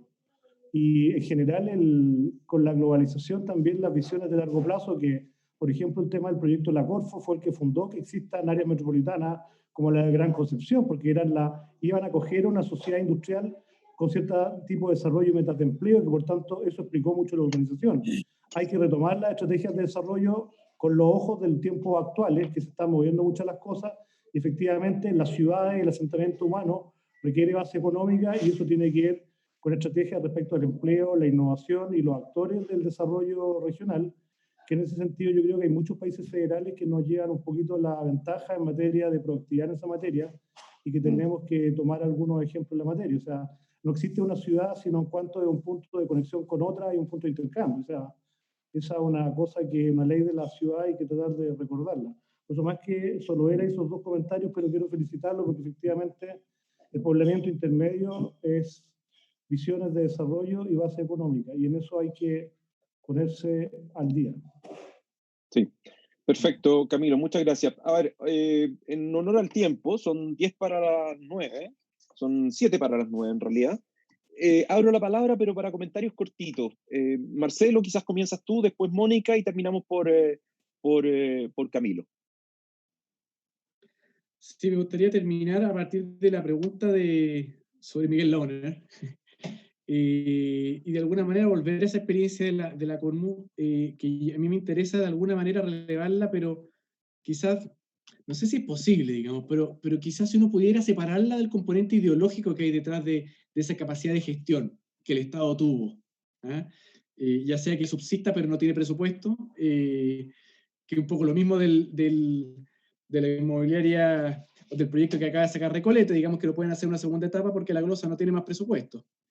De alguna manera yo creo que hay cierta capacidad de gestión que debe ser devuelta al Estado a través de Servio o lo que corresponda, y que eso es urgente, ¿ah? No puede ser que el fondo que todo esté entregado simplemente al libre mercado, que se sabe que tiene un montón de falencias respecto a la entrega de ciudad, sobre todo, a muchos segmentos que no están encontrando respuesta a sus necesidades.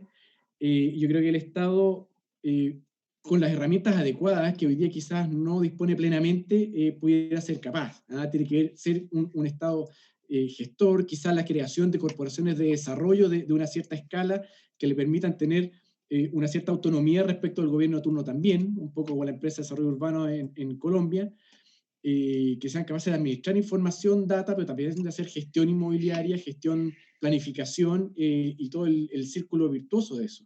No sé si tendrá que tener hasta la constructora estatal, digamos. Quizás no es necesario. Yo creo que si uno genera la bicicleta correcta, van a aparecer constructoras de pequeño formato, de pequeña escala, digamos, que operen con esa rentabilidad justa y que funcionen también, ¿ah? O sea, tenemos muchos profesionales de alguna manera que están dispuestos, yo creo, a trabajar por otro tipo de sociedad, por otro tipo de ciudad. Sí. Muchas gracias, Marcelo. Quiero saludar a los 100, a los 97 valientes, valientes y valientas que nos siguen hasta esta hora. Así que muchas gracias, porque estamos casi en la hora. Yo les también. acabo de mandar, sí, espera, disculpa Mónica, solo les acabo de mandar el link del diploma al chat, por si alguien todavía no lo ha visto, para que vea quiénes están. Claramente todos estos temas van a ser mucho más discutidos y ¿cómo es que se llama? Y profundizados durante el mismo diploma. Camilo se ríe, pero Mónica también, y ¿cómo es que se llama? Y Marcelo también, pero no importa. Mónica, tú querías decir algo. No, bueno, a propósito de la pregunta de Miguel Launer respecto a la creación de un banco de suelo, por supuesto que sí, pero yo creo que antes que un banco de suelo es una de las medidas. Antes que un banco de suelo, lo que hay que tener es una política de suelo. una política de suelo que efectivamente establezca los valores, los principios bajo los cuales vamos a gestionar el suelo urbano. O sea, o el territorio completo, ¿no? Es decir, ¿cómo se va a gestionar? ¿Cuáles son los valores? Ese es el problema, es como la madre del cordero de todo lo que está pasando, digamos, en materia como de las disputas en la ciudad, ¿no? Entonces, yo creo que una visión de desarrollo pensada desde una política de suelo, eso es como lo fundamental. Respecto a la constructora, yo creo que puede haber una pequeña constructora en el ministerio, pero no sé realmente si va a ser capaz de responder en la rapidez que se requiere el desarrollo urbano. De hecho, como que antes teníamos la caja habitación popular, después la Corvi, y cada institución fue siendo creada precisamente porque empezó a necesitar también una mayor gestión y se fue aliando con los privados, ¿no? Porque necesitaba producir más vivienda. Ahora el punto está, ¿cómo se fiscaliza eso, ¿no? Ahora, donde yo sí creo que debería haber mucha más retorno al Estado en el diseño de las propuestas, ¿no? O sea, yo creo que, y yo estuve 12 años en el ministerio y puedo asegurar que hay profesionales absolutamente buenos, comprometidos, serios, éticos, que realmente hay una maquinaria para poder quizás llevar esto a mano. Y además que la verdad es que hay muchas soluciones, particularmente en materia de regeneración, cuando hablamos del 1 a 1, cuando hablamos del proyecto de regeneración de conjuntos, donde hay que trabajar con la familia, que yo creo que va más allá de una cuestión técnica, finalmente es una cuestión política. Y eso se tiene que resolver desde el Estado, ¿no? Es donde hay más capacidad para hacerlo. Finalmente la regeneración, como partí diciendo en la presentación, parece disfrazada, pero es una cuestión de disputas en el territorio. Entonces creo que eso es una cuestión de negociación, finalmente. Y en la que participan todos los habitantes, solamente que hay algunos que parece que a veces logran como que romper la mano y otros que no, ¿no? Entonces creo que eso es muy importante. Sí, sí. Ya, muchas gracias, Mónica. ¿Quién falta? Camilo, y contigo cerramos, que estamos casi en la hora. Bueno, darte las gracias, ha estado súper intenso y diverso el debate por la relevancia que tiene. Yo creo que te faltó destacar alguna cosa también que es propia de tu diploma, Jaime, que el tema de los talleres, de los trabajos grupales también como que van integrando materia, y que esa es una oportunidad importante no solamente para tener una visión de emisor-receptor del tema de la regeneración urbana, sino que en general los conceptos se van integrando también en trabajos que muchas veces tienden a tener un cierto formato de mini taller y que tienen alguna bajada de territorio o casos particulares. Esa es una cosa que la trae de tu método. Eso te destacaría, darle las gracias a todos. Muchas gracias Camilo. Efectivamente, el método va a propiciar, no sabemos todavía si todo, pero va a propiciar el trabajo en casos prácticos que pongan a los estudiantes en una situación de simulación académica. Incluso va a incorporar, estamos llamando también a algunos inversionistas privados que puedan también estar aquí y poder dar una visión más amplia. En fin, hay muchas visiones. Vean el programa del diploma y se van a dar cuenta de la cantidad de visiones que probablemente van a encontrar ahí. Eso. Oye, Jaime, muchas gracias a ti por tu esfuerzo, además, sabiendo que estás enfermo. No se ha notado para nada, pero es bueno que lo sepas porque hay un gran empeño ahí en estar sentado dirigiendo este asunto. Así que muchas gracias. Y bueno, muchas gracias a todos que participaron de este proceso. Muchas gracias, Marcelo. Mónica, muchas gracias. Muchas gracias, Mónica. Muchas gracias, Camilo, por este webinar. Va a estar con el diplomado, se nota. Sí, atento al diploma. Eso.